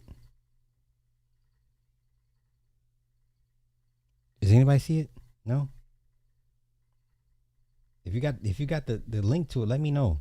Send it to me because I don't see it here. Once again, I done logged in. I don't see where he was talking about the micropene. I know it was sent to me. Why is fantastic. What are you doing, bro? What? Found this in the trash with me. Oh, bruh. Why are you showing? Oh, no.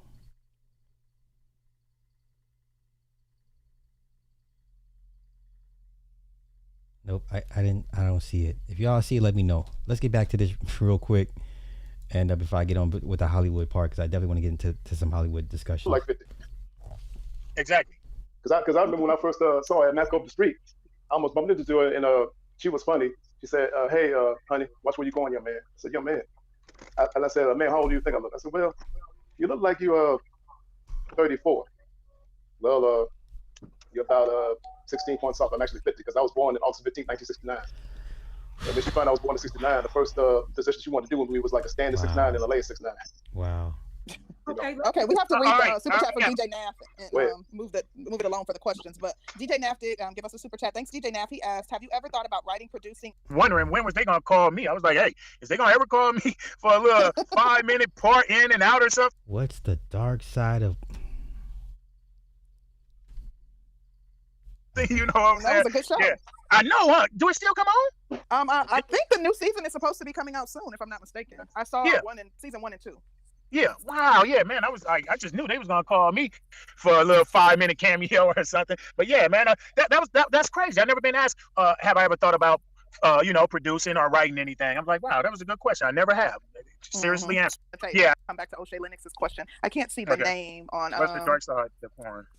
Who is that? Jacob. Jacob, do you have questions for Mr. Wesley Pipes? Yes, hello. I'm salute to the panel. Hey. Yes, I have a question. Yeah, my question is actually similar to O'Shea Lennox. His question. I don't know if this was touched upon briefly, but can you tell us about the non-glamour side of the industry briefly? If this was touched upon earlier. The non-glamour side? Yeah, like the stuff that goes on behind the scene, like the bad things. Yeah, you do have people. It's been incidents. I mean, and when I say this, I don't want to touch up on anybody's name. So it has been people the bad side of the. We haven't seen all these documentaries of all these dead porn stars from drugs and depression and mental illness. Oh my God. Okay. Fair enough, man. It's just 6 years ago. They'll get fake tests to keep working. And that's a problem. That's a big problem up in the industry. That was one of the main problems where, it was people faking tests. What about, so when I was doing somewhat research for this, I looked at a lot of ex-porn stars, right? And so it seemed like a lot of them had kind of went through like drugs and a lot of depression. Would you say there's a such as a happy porn star? Well, no. Well, what you were saying, yeah, some people do get caught up with the with the drugs or stuff like that, and it's kind of bad. And what I can feel people in on it, they say they'll be thinking like, how? And I'm like, well, way I was figuring it out. I'm like, wow, it's you got to look at, women got to feel something, amongst, when it's contact or something, and it's a lot of unattractive people in there, that's doing this stuff. So that probably would make people do something. You see what I'm saying?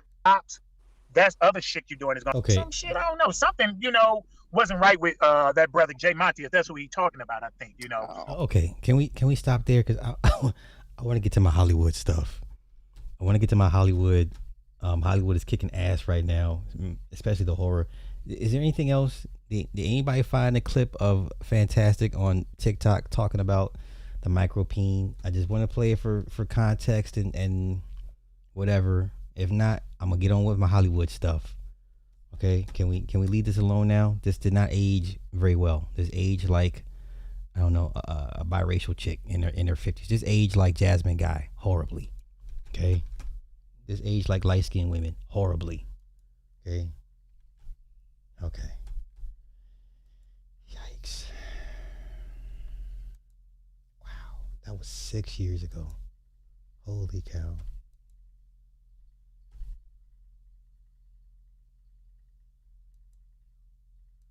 Nope, I can't find that clip.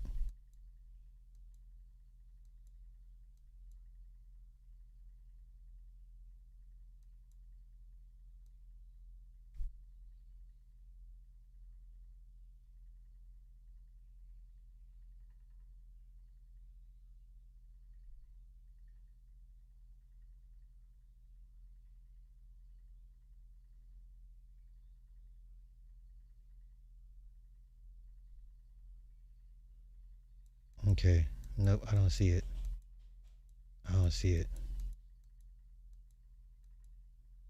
Okay. All right. No, let's get to Jay. Did I see it? No, I have not. I was supposed to go last weekend. I fell asleep. I was tired. So I'm going to go see Obsession when I get a chance, man. Or I'm going to have to catch it on streaming, Has anyone seen Backrooms yet?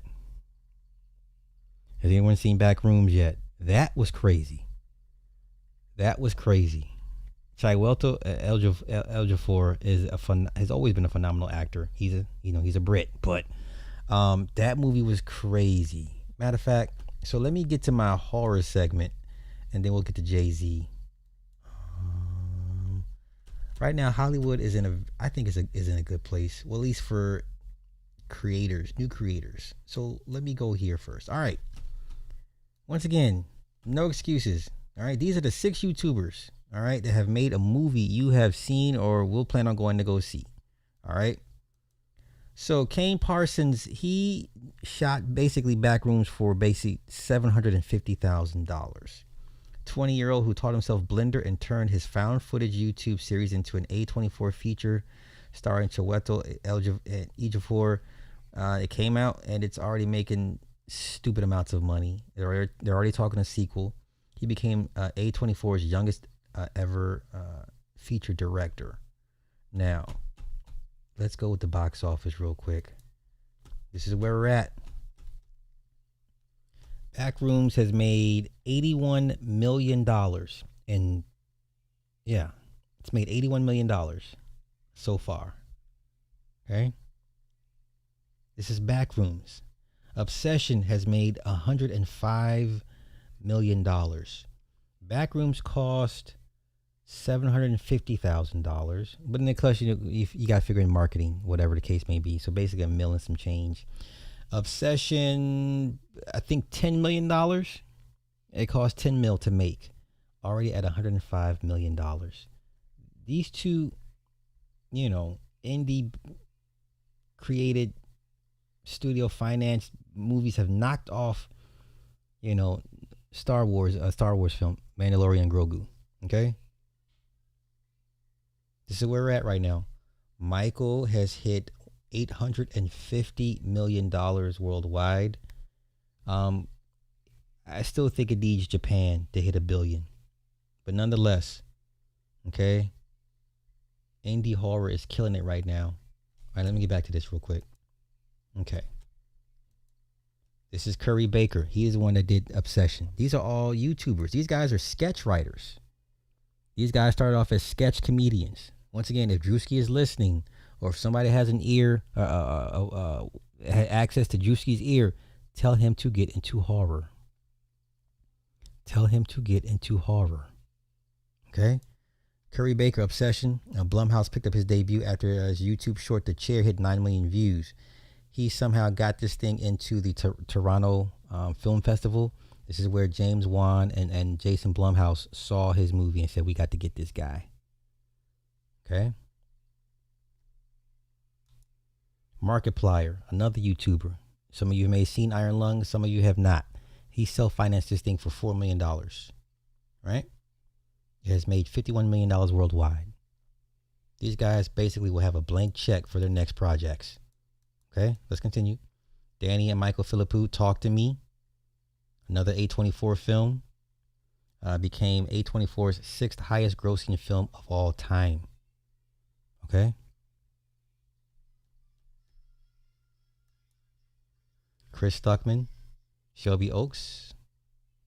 Right. He turned 1.4 million into 8.1 million. Okay, this is the guy that says he will no longer do bad reviews on movies or negative reviews. All right. Dylan Clark doing the Blair Witch reboot. Okay.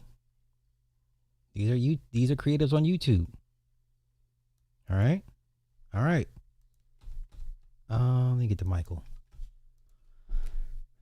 Michael is sitting at 850.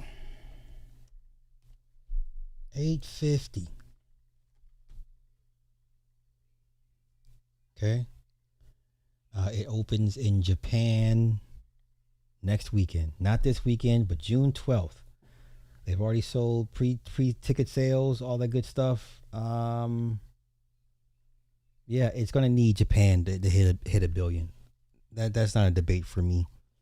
Once again, domestically, it is crushing it. $340 million. Yeah, for this thing to hit a billion, it's gonna have to be 650 and international. My numbers are still pretty much bearing out. Still bearing out. Okay, this thing's gonna need to hit 600 to 650 million overseas to hit a billion. It's on its way, but it's gonna need Japan. Don't let nobody else tell you any different. It needs Japan. Okay. Hey, she's back, y'all. Running high. Hide your dogs. She's back. Welcome back, sis. Welcome back. Okay. So right now, this is where we're at. Okay. And Obsession has made more money every week it's been in the theaters, which is insane, which is unheard of. Okay.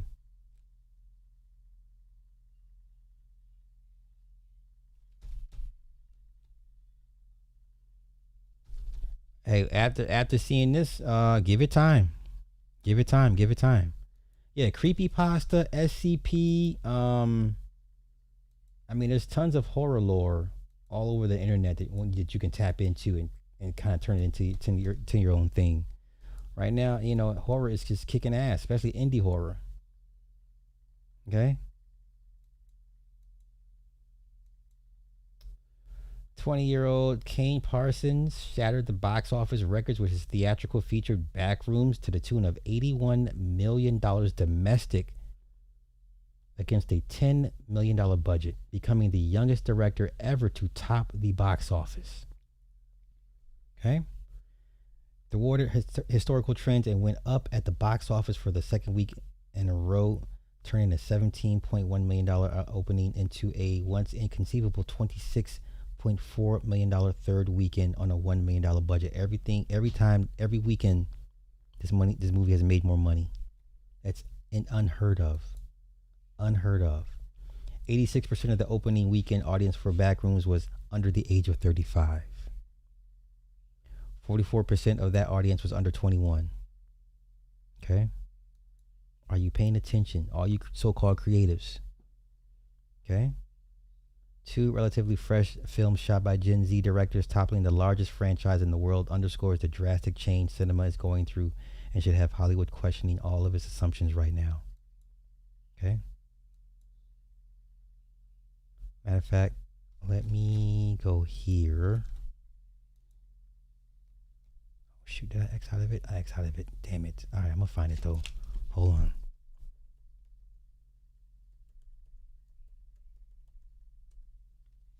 Okay, let's go here. Let's go here.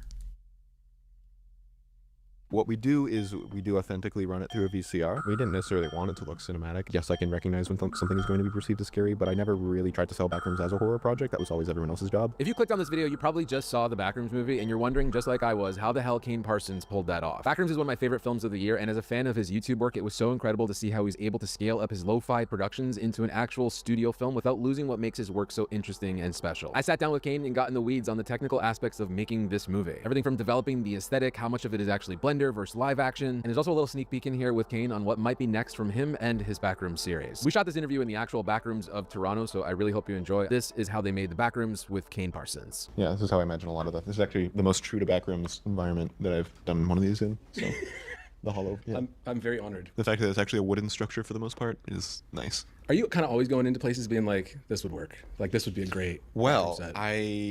a little bit, but it's more the other way around, where the only reason I'm doing this project in the first place is because I go into places and I'm like, I wish there was a way for me to channel how much I love places. I wish there was a project that I could do just to externalize some of that. Absolutely. Before you started doing stuff in Blender, were you like walking around with an iPhone and This kid is 20 years old.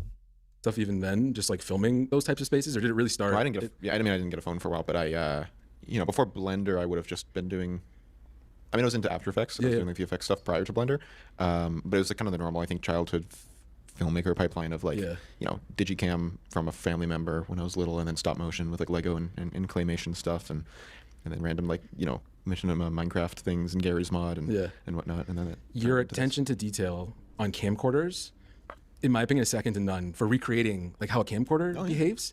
Where did that come from? Like, are you testing equipment to match that? Are you watching a lot of found footage stuff? Well, I appreciate you saying that, because I feel like I personally have not done. The only downside to this movie, the first hour, it really dragged. Really, this character he plays, this slow descent into madness, masterclass. Like by the third act, by the time the therapist finds him in the back room, he's already off his rocker, so the captain is coming. He puts her in a chokehold, and then she wakes up. He ties her to a chair, and he's got a misremembered version of his wife.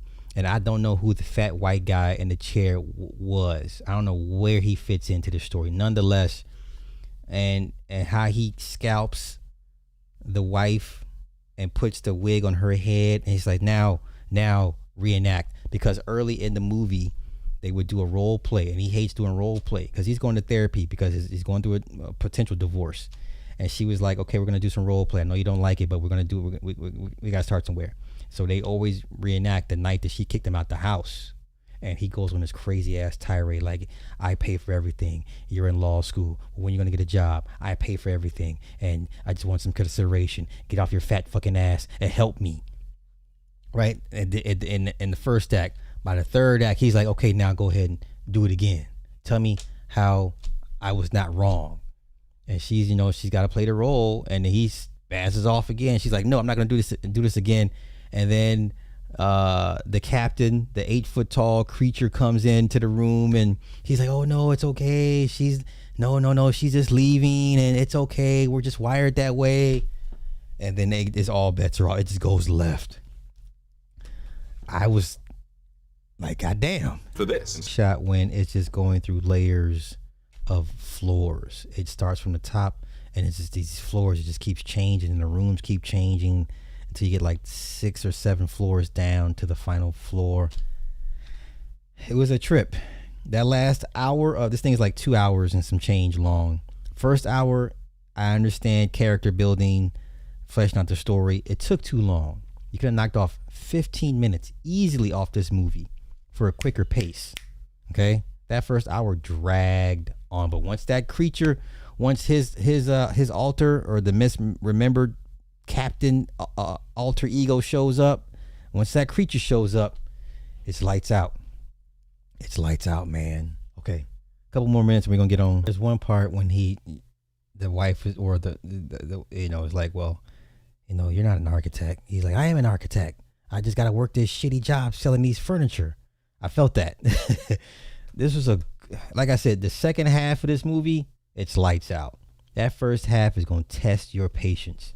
They could have easily knocked off 15 minutes of this movie. I thought it was too many flashbacks to the therapist backstory, because there's a part where you see them put the hands in the concrete when the house is first built. So then there's a high-rise building being, they bought the land, they're knocking the house down. So she keeps the cement block of her handprint on her desk as she's an adult. Her mom went to the psych ward, all this extra stuff. Too many flashbacks for me. I didn't need all that to kind of get the gist of her trauma, because the back rooms, basically, it is, like I said, it's an echo chamber of all your memories, good or bad, and it kind of creates its own version of what it remembers of your memories. It's not gonna be perfect.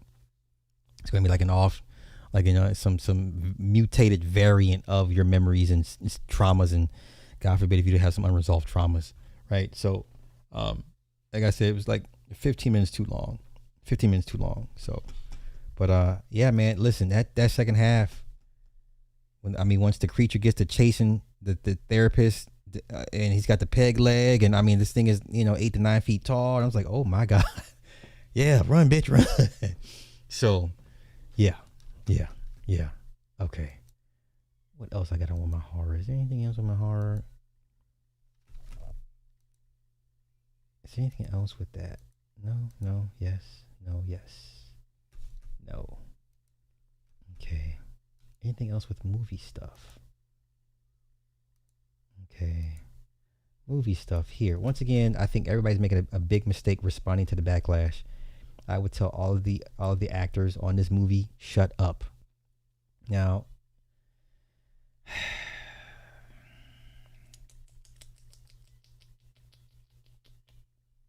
okay, where are we going? Okay. Yeah, just shut up about it. Don't feed the trolls. It's going to do well. It's not going to do Oppenheimer numbers, but those first 2 weeks, this thing will be heavily front loaded. First 2 weeks, it's knocking everything out the park.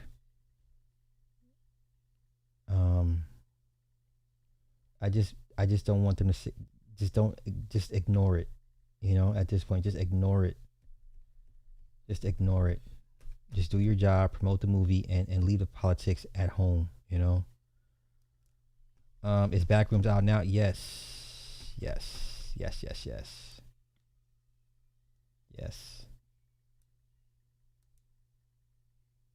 Let's go here.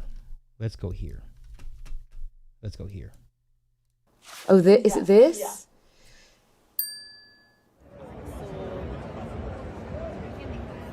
I think they asked me what role I wanted to play or something, and I was thinking, so I just was tapping my head.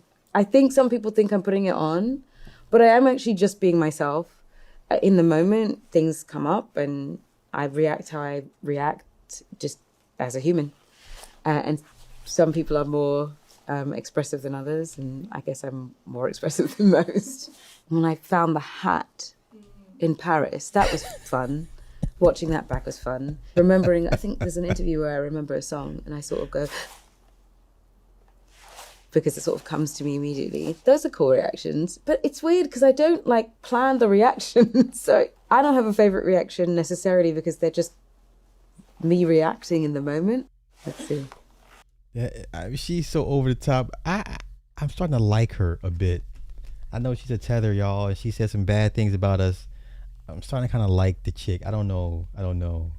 She's starting to wear me down, Now I know this is kind of not part of the subject, but just hear me out. What I've been telling y'all about these women locked up. Okay, what have I told you about these women that are locked up in prison? Okay, not jail, but prison. All right.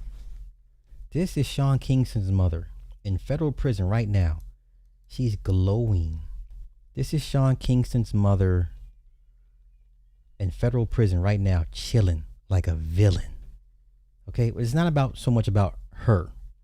It's about the other women that's in prison with her. Okay, now some of these are kind of hard faced, but there's a couple, soft faced ones. You know what I'm saying? Like, I'm trying to tell y'all right now to solve a lot of you guys' problems. Yeah, take in some parolees, some female parolees. They're gonna do what they're gonna listen. They're gonna mind you. They don't want to get violated. You know what I'm saying? You're providing them with shelter, food, opportunities, and they're gonna thank you. You understand? Like, I think you guys are looking in the wrong places when it comes to, with these women. Okay, there's some super bad chicks locked up right now in federal prison. Okay, I'm dead ass serious. I'm trying to help these guys out. Okay, I'm trying to help these guys out. I'm tired of them complaining about women. Okay, she decent. What's wrong? She decent. You know what I'm saying? She decent. But look, his mama chilling. Ain't nothing wrong with her. She looks spicy. What's the problem? Y'all looking in the wrong direction. I'm trying to help y'all out because I'm tired of hearing y'all complain and whine about Keisha. Okay? Man, okay. I'm sorry, my bad. Okay, what were my topics? California, horror movies, 50. Let's go to Jay-Z. This is not going to end well for Jay-Z. Old hip-hop heads, just go away. Bow out gracefully. Look what they done did. Look, they done found the boy in some diapers. Look at this. Why would you diss Nicki? Knowing Nicki has some of the most rabid, has probably the most rabid fan base. I think the Barbs are more rabid than the Beehive. I am more terrified of the Barbs than I am the Beehive. I don't take the Beehive serious. But the Barbs, look what they done did. Look what they did. Nicki fans dug up photos of Jay-Z's 8-year-old son, Sir Carter, allegedly spotted wearing diapers after Jay-Z dissed Nicki's family in his freestyle. Why would you do this? Why would you do this? Fans are also digging up Kanye's old rant where he straight said the twins are retarded. Now everyone is saying Jay-Z has been hiding the twins for a reason. Okay? Look what they done did, y'all. That's a diaper. That's the waistband. Okay?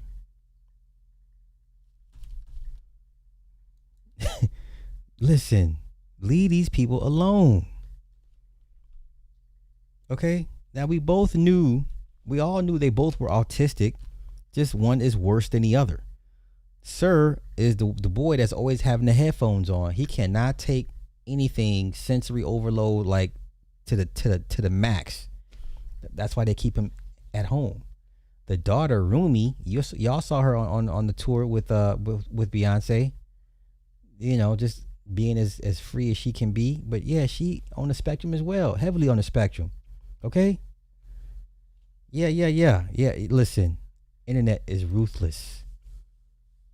This is why Sly I can't get down with y'all if you give me a fucked up kid. I'm out. I'm sorry. Okay? Because I know what's coming. I know what's coming. This is Sparta. All right? The boy is 8 years old in diapers, y'all. All that money, access, wealth, resources, connections, networks, status, praise, adulation, fan worship means nothing because your children can't function by themselves. Your children are gonna need caretakers when they're adults. Do you understand? Your children are going to need caretakers when they're adults. Your money and status don't mean nothing at that point. Your kids need caretakers when they become adults. Do you understand? Okay. Now you, the parent, gonna say, "Oh, my baby's magical, mystical." Sure, sis. Every parent believes their kid is special. Now let that special child out into the real world and see what happens. Okay. If you are, I think a couple like Jay-Z and Beyonce should be so grateful, so humble, so fucking chill, knowing you got two messed up, and I'm saying this respectfully, you got two kids that won't be able to function. They're gonna have to live, you know what I'm saying? They're gonna have to forever have caretakers, y'all. I don't think you understand, but I'll make you understand. Come on, let's go look up Rumi.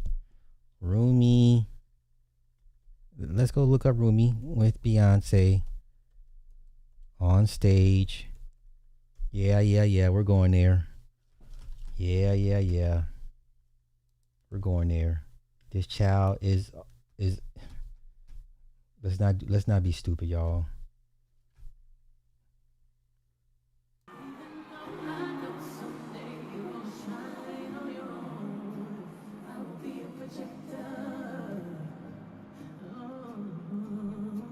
Listen, Rumi is the higher functioning of the two.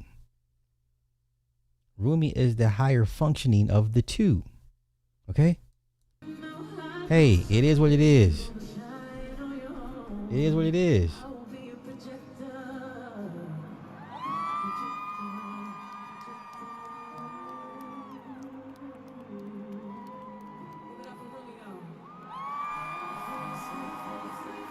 Y'all are we still debating this? Yes or no? Oh, okay.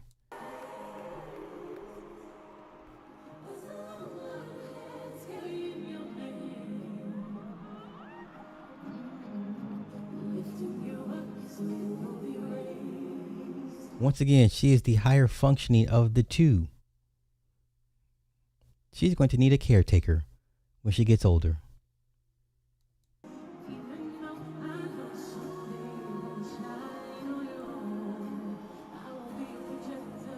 You should be a little bit more humble and gracious. You have everything your heart can desire. You have everything except two high functioning children. Now, Blue Ivy is not about Blue Ivy. We're talking about these little ones here. Okay? These two will forever need caretakers. Okay?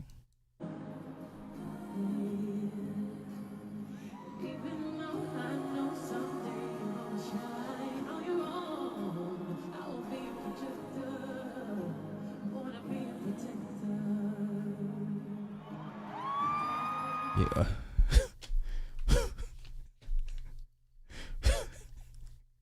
I'm not laughing at the child.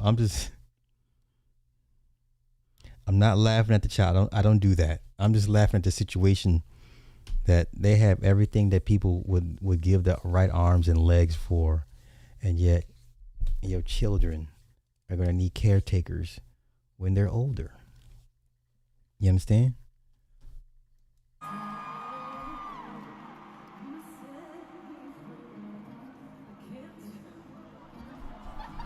I mean, yes, it's adorable. It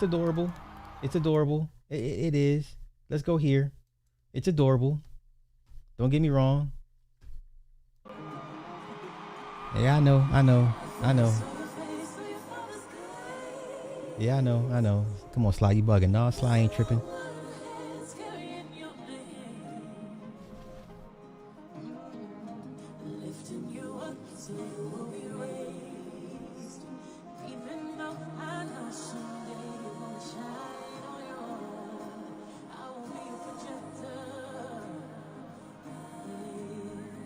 Listen, hey, this is a warning to everybody. Sly done told you I'm not going to be there. Okay? I'm not going to be there. You babe, but Sly, he no. What's wrong with him? What's wrong with it? It has what? No, I'm out. I'm not going to waste it. Listen, I'm out. I'm just telling you what it is. No. I will not be one of these stressed out ass parents trying to fake a smile. I will not be. No. project strength and all that other stuff. This shit is no sliding bill for no. No. You better believe it. You better believe it. Hey. The weakest Viltrumites got to get up out of here. Okay, the weakest Viltrumites got to get him up out of here. No weak Viltrumites. I'm not creating no weak Viltrumite children. Okay. You will not bring me no weak Viltrumite child. Okay. Techie, what's happening? Yeah, you will not be bringing me no weak Viltrumite children.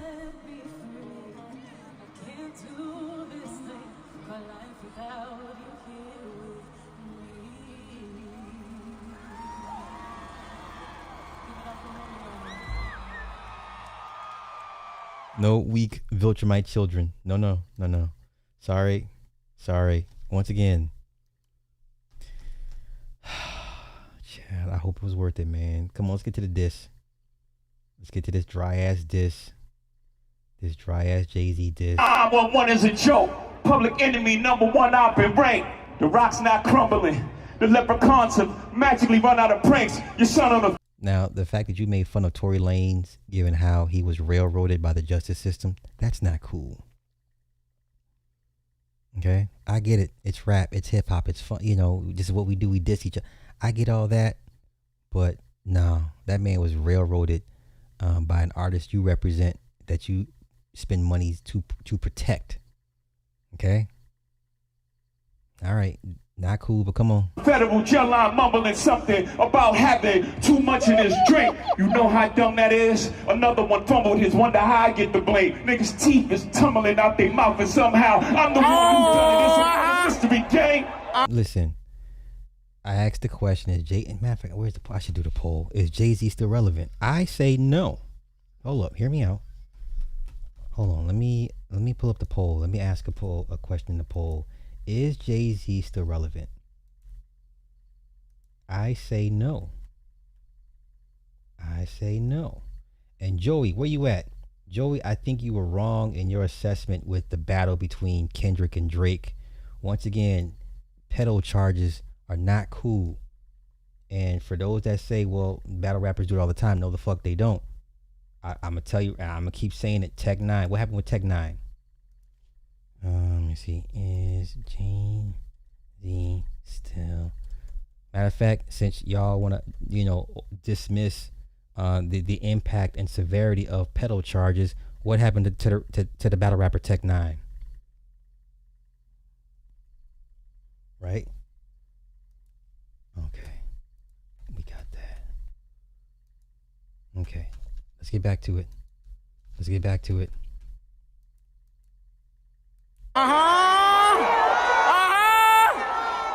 Yeah, only old heads are checking for Jay.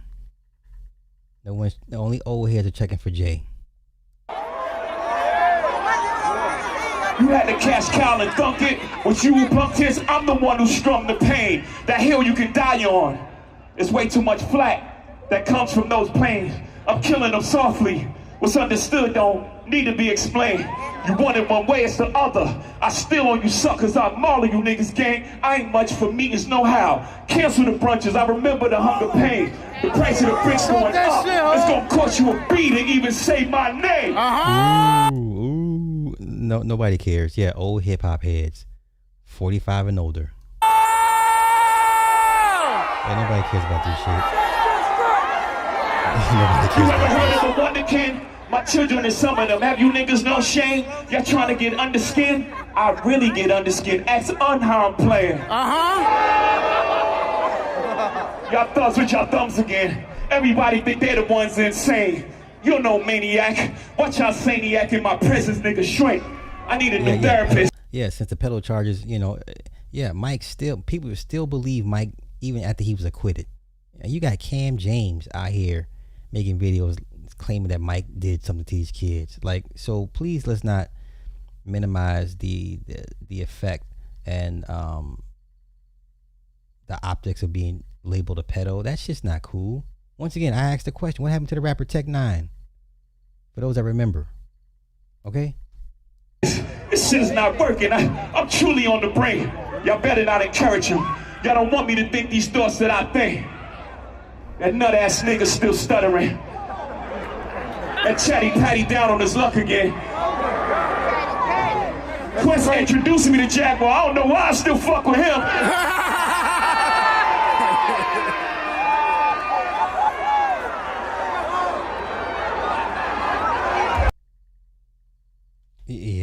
Yeah. See, that's old hip. Yeah, that's old hip hop heads. That's what they do. Yeah. Old hip hop heads do this dumb shit. Old New York hip hop heads. I hate to say it. Old New York hip hop heads do this stuff, y'all. Is Jay-Z still relevant? I say no. I don't want to play the Charlemagne. I don't want to get hit up. But this is where it comes. I'm waiting for Nikki to say something. I pray Nikki say something. Please say something. Take your time with it. Take your time with it. But this is where we're at with it right now. Right? Okay. Let me see. Tell you something. Give me a minute, y'all. Give me a minute.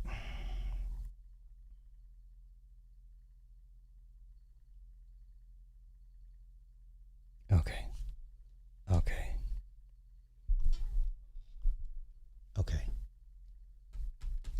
Let's see what y'all say in the poll.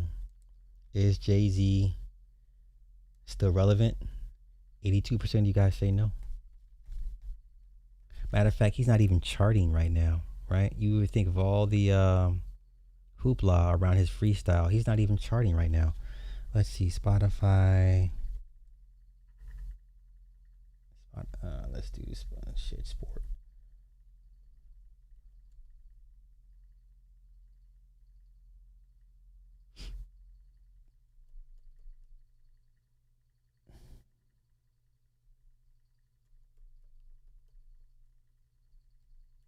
What is this? May, June? Let's do June. Let's do June 2026. Yeah. He's not even charting. None of his records are charting. I don't think y'all understand. Okay? Jay does not move the needle like that.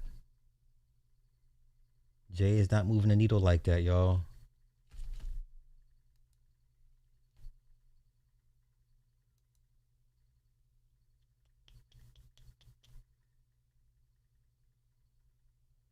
It's pretty much Bruno Mars and Drake right now. It's pretty much Bruno Mars and Drake right now. Do you see any Jay-Z songs? Let's do this. This is June as of right now.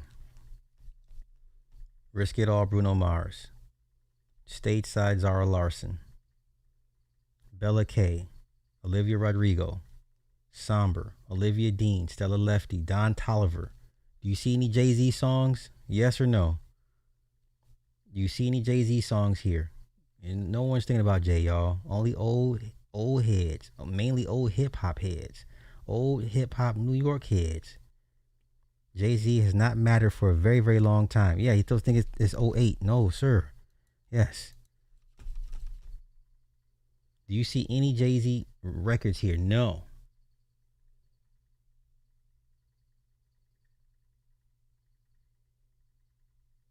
Don't Kill the Party, Ty Dolla $ign and Quavo.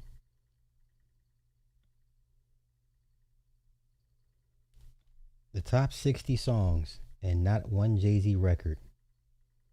Okay? Bad Bunny, Don Toliver, Bieber, the usual suspects. This man does not move the needle. Yeah, only old heads are like, ooh, let's go, Jay. Like, y'all time has passed. Your time has passed. Let's see. Has any Jay-Z songs charted online since his freestyle 2026? Since his 2026 freestyle diss.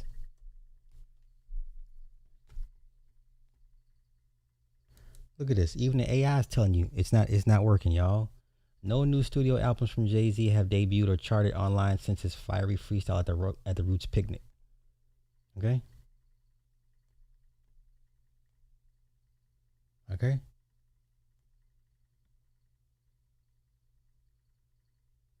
Yeah, 9 years. The last album was what? 444? Yeah, that's a whole decade. Come on, y'all. Stop this. Stop this. Only old heads care about this shit. This is why I say that there's a disconnect. This is why I say hip hop is Peter Pan. It's a young man's game. It's a young woman's game. When will you guys learn this?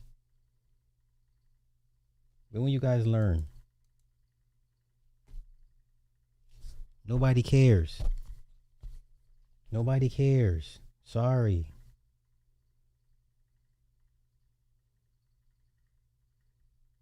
Nobody cares.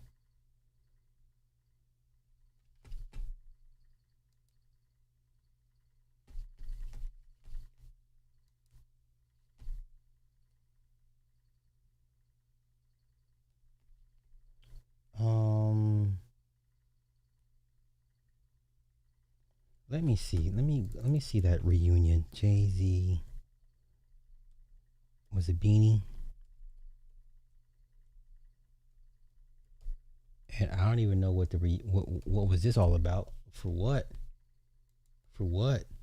What does this mean? This means nothing.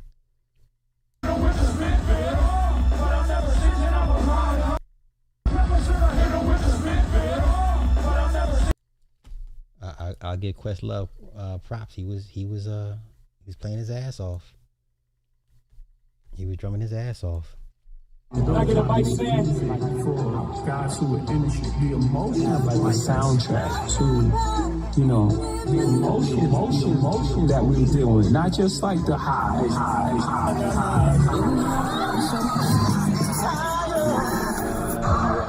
To be honest, I take that. You need to feel that big. Yeah.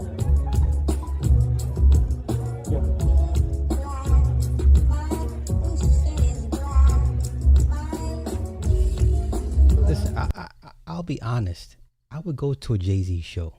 If he did this, play his greatest hits, and just leave the freestyle shit alone, like no dissing, just perform, I would go to a Jay-Z show. I would go. If this was him, I mean, if he went on a tour with the Roots, and they're playing his music, and there's no, we're not worried about subliminals and all of that shit, and just perform, I would go to a Jay-Z show. I would.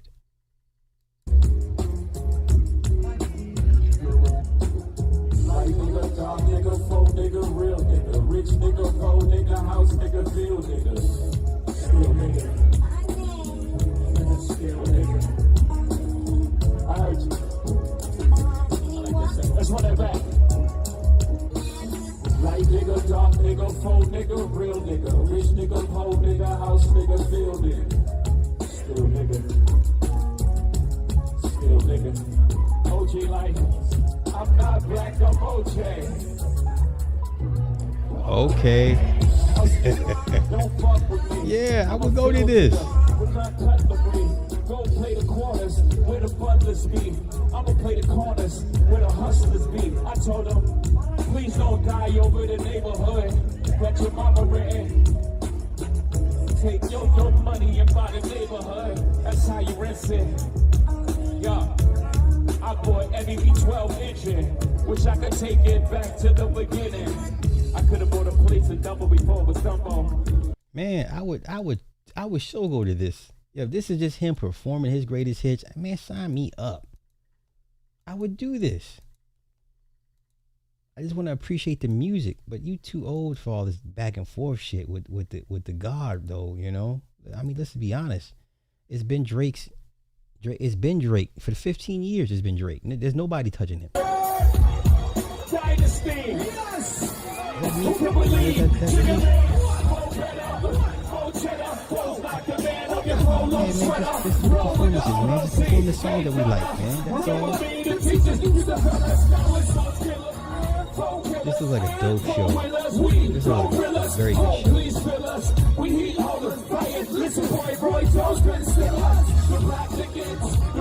again. We got the game tied up. Here we are.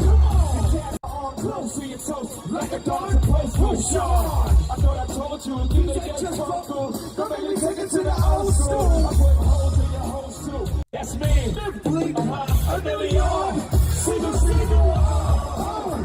style. Put on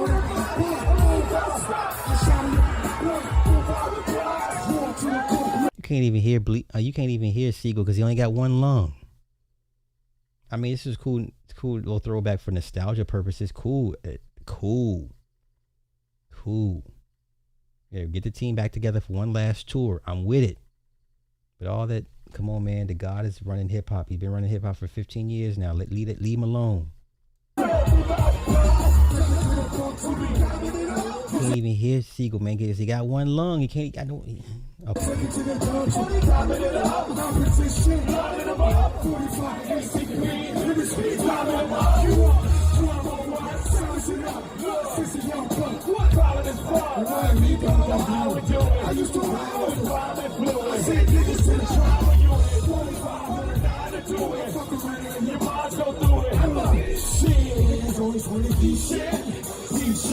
This is cool. This is a cool little performance. I'm okay with this. Just leave Drake alone, dog. You don't matter. You don't matter.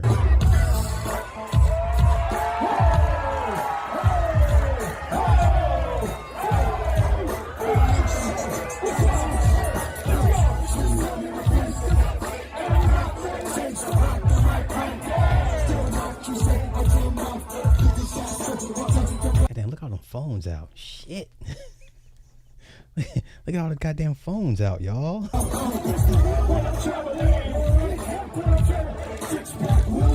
Damn.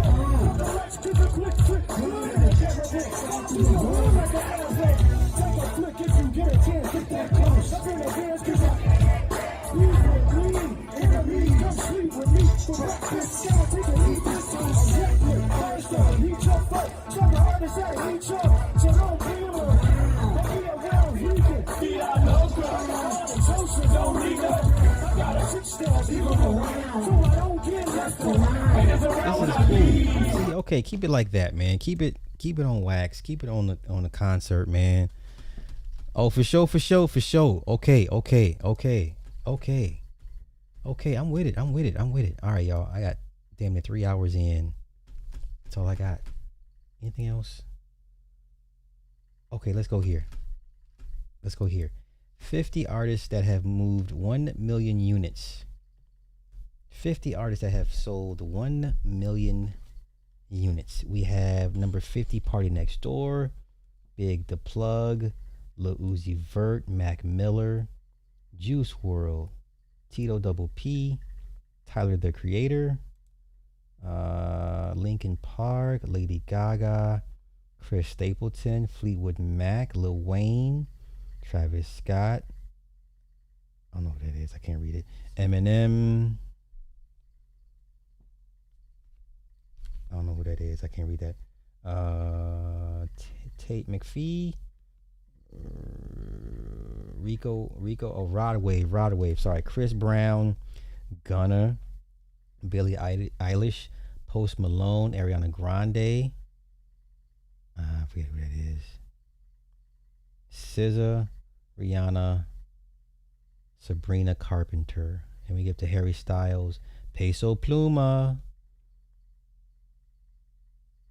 Old Girl Dean, Lil Baby, Bieber, Kendrick. Kendrick's at number 18. Keep that in mind because I'm coming back to that. Kendrick's at number 18. Cole's at 17. Michael Jackson, 16. Don Toliver, 15. 1.9. BTS, Luke Combs. Now we get to 2 million. I forget who this is. The Weeknd, Ella Langley, Future.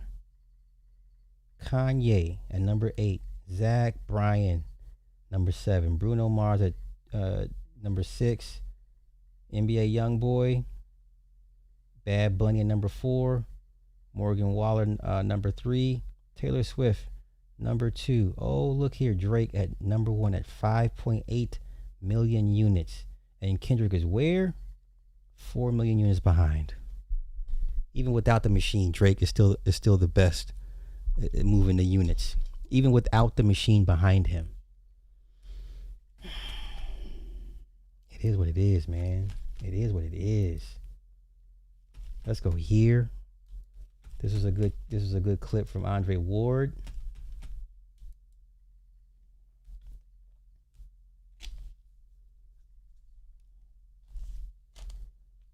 Oh shit, my bad. I didn't go to the gym for 3 months. I'm like, man, these people ain't never happy. I just dealt with a lot in this training camp. I fought the dude y'all said nobody wanted to fight. Got off the canvas, did it the way I did it, beat him, and y'all still got something to say? I was like, I think I'm done. Then boom, we ended up taking the second fight. And but me and you knew that was it though. You know, I told that to Verge for the first time today. He didn't know that. I've never told him that I knew that was gonna be my last fight. I didn't want him to change anything in training. And I wanted the opportunity to back out of the situation if I changed my mind too, but we knew that was gonna be the last fight. Yeah, you know, we had talked about it for a little while. And I remember I'm getting ready to take the kids to school, and then all of a sudden it's like, you're on the floor in our room. And I'm like, what is going on? And you're like, I don't want to go to the gym, man. I can't do it. I just don't want to take any more punches. I don't want to give any more punches. And I'm just looking like, whoa, okay. Are you going to be okay? Because I got to go take these kids to school. I'll be back. And then we started having that conversation, and, you know, you were so serious. Like, you know what? I'm done. I don't want to take any more punches. I don't want to give any more punches. And I had never really heard you talk like that before. And I was like, I think that's it. I saw you just kind of like light up. Like, you know what? I did what I wanted to do in this sport. I mean, there were other things that you could have done and could have pursued, but for what? Yeah. For what? It's so sad and so tragic to see, you know, some of these ex-fighters and the condition that they're in. And, you know, they walk into these rooms just to get a little bit of this, you know, but their health is bad. You know, they can't put, you know, 2 sentences together. I mean, it's just devastating. People see it and they whisper about it. Yeah. I've been in the room. Oh, you don't look too good. Man, he's punchy. Hey, champ, can I get a picture? Yeah. It's like, but they whisper. Well, still good, man, and it just breaks my heart to see that. And I knew, like, that's not going to be our testimony. That's not going to be our story. Yeah. So, you know, I always knew that we were going to know when it was time for you to walk away from the sport. Like, hey, appreciate y'all, did everything I came here to do, you know, set my family up in a great position, you know, and I'm done. That's it. You know, I care about my life beyond boxing, you know, more than a fighter. That's nice. That's nice. Good for them. Good for them. Good for them. I still think Andre Ward ducked. Who did he duck, y'all? Was it Triple G? Like, I'm talking prime Triple G. Was that who he ducked? I mean, they all duck somebody at some point, to be fair. But, you know. Oh, let's go here. Last clip. This is the monologue that got Martin Lawrence banned from Saturday Night Live. For those that remember, old enough to remember, Martin Lawrence was hosting Saturday Night Live, and he did a monologue against Michael Lawrence's wishes. And this is the monologue that got him banned from Saturday Night Live, like forever, right? Let's go. It's my first time hearing all of it. I only heard bits and pieces of it over the years, but okay, let's go.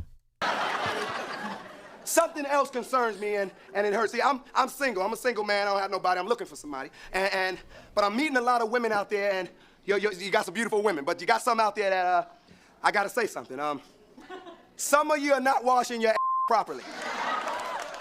At this point in his monologue, Martin begins a commentary on what he considers the decline in standards of feminine hygiene in this country. I gotta say something. Some of you are not washing your ass properly. Okay, don't get me wrong. Not all. Some of you. You know what I'm saying? I'm sorry, because, listen.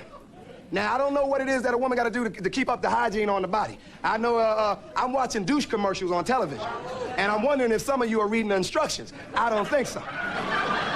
You know? Because I'm getting with some of the ladies smelling odors going, wait a minute. Girl, smell it's this you. Smell yourself, girl. Smell yourself. I tell a woman... Wrong audience. This was not the audience that he was used to. This is not a Martin audience. This is It's white folk. It's mainstream shit, man. Those jokes like this kind of don't fly. But okay, come on. A minute, douche. Douche. Some women don't like when you tell them that when you straightforward with them. Douche, forget you. You cannot douche all the time. You're gonna wash all the natural juices out the body. I say, well, I don't give a damn what you do. Put a Tic Tac in your ass. Put a cert in your ass. Oh, you know? This is like a good damn place for a stick up in your ass. I'm sorry, y'all. You got to wash properly, you know? And then, you know, because I'm a man, I like to kiss on women. You know, I like to kiss all over their bodies. You know, but if you're not clean in your proper areas, I can't, you know, kiss all over the places I want to kiss, you know? Some women will let you go down, you know what I'm saying, knowing they got a yeast infection. I'm sorry. Come up with dough all on your damn lip. Yeah, this was not a Def Jam crowd. Got to know your audience. This is not a Def Jam crowd. Got a bagel and a croissant on your lip. Anybody got any butter? I like jelly on mine. Yeah, this is definitely not. This is strictly for. Wrong crowd. This ain't Def Comedy Jam, bruh. Read the room.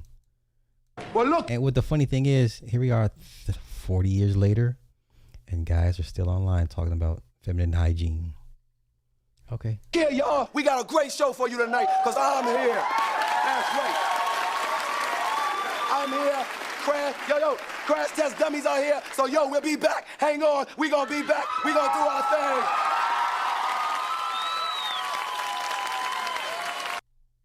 Yeah, no, sir. That's not your crowd. That's not your crowd, Martin. Gotta know your crowd, man.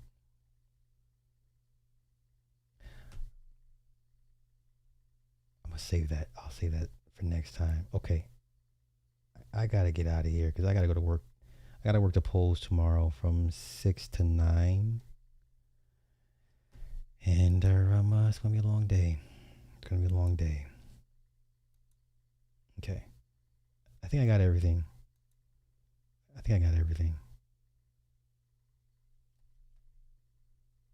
Oh, shout out to Techie real quick. Eminent domain. He spoke on that with the data centers.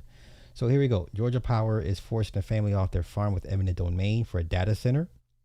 Quote, I'm fighting for survival of my cattle farm. I'm here because a massive data center was approved just a couple of miles from my land, and I'm being hounded by Georgia Power for an easement to build transmission lines through my property for the data center. I'm a local farmer, not an industrial developer. These 500 kV lines aren't for me. They are for the data centers that the boards in surrounding counties continue to approve.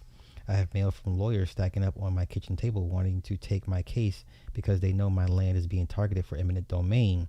These easements are permanent. They affect my ability to graze my cattle, they lower my property value, and they destroy the rural character of this county forever. This board makes decisions to approve these massive projects, but it's residents like me, young people trying to build a life here, who pay the price. You're voting to turn our families into a network of high voltage wires and noisy industrial buildings. I'm asking you to realize the real world impacts of your votes. Every time you say yes to a data center, you're saying no to a local farmer. We aren't just numbers on the map. We are the future of the county. And right now you're making that future impossible. Oof. Let's go. My name is Brianna Rice, Robinson Road. Speaking for myself, I'm 28 years old. While most people my age are planning vacations, I'm spending my time fighting for survival of my cattle farm. I'm here because a massive data center was approved just a couple miles from my land, Project Cell, and I'm being hounded by Georgia Power for an easement to build transmission lines through my property for the FET data center. I'm a local farmer, not an industrial developer. These 500 kV lines aren't for me. They are for the data centers that the boards and surrounding counties continue to approve. I have mail from lawyers stacking up on my kitchen table wanting to take my case because they know my land is being targeted for eminent domain. Okay, let's see. I shouldn't have to worry about the specific wording of a legal contract just to keep my own land from being industrialized. When the FET data center was first brought up, it should have been brought attention to all that would be impacted. I did not have a voice to speak my mind, and that feels like an infringement on my First Amendment rights. These easements are permanent. They affect my ability to graze my cattle, they lower my property value, and they destroy the rural character of this county forever.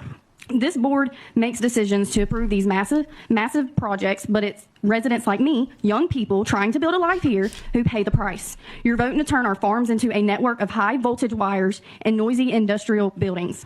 I'm asking you to realize the real world impacts of your votes. Every time you say yes to a data center, you're saying no to a local farmer. We aren't just numbers on a map. We are the future of the county, and right now you're making that future impossible. Respectfully, take that cow off the logo. Thank you, and I do have bigger fish to fry. Well, bless her. Fighting a good fight. That's a wife right there. Somebody married that woman. Okay, I'm out of here. Thank y'all for coming through. We'll do it again tomorrow. Hopefully I'm not too tired from the polls. I'll give you guys an update, and then we'll hang out until we find out who the two candidates will be running off in November for the race for governor. All right, thank y'all for coming through. Until tomorrow.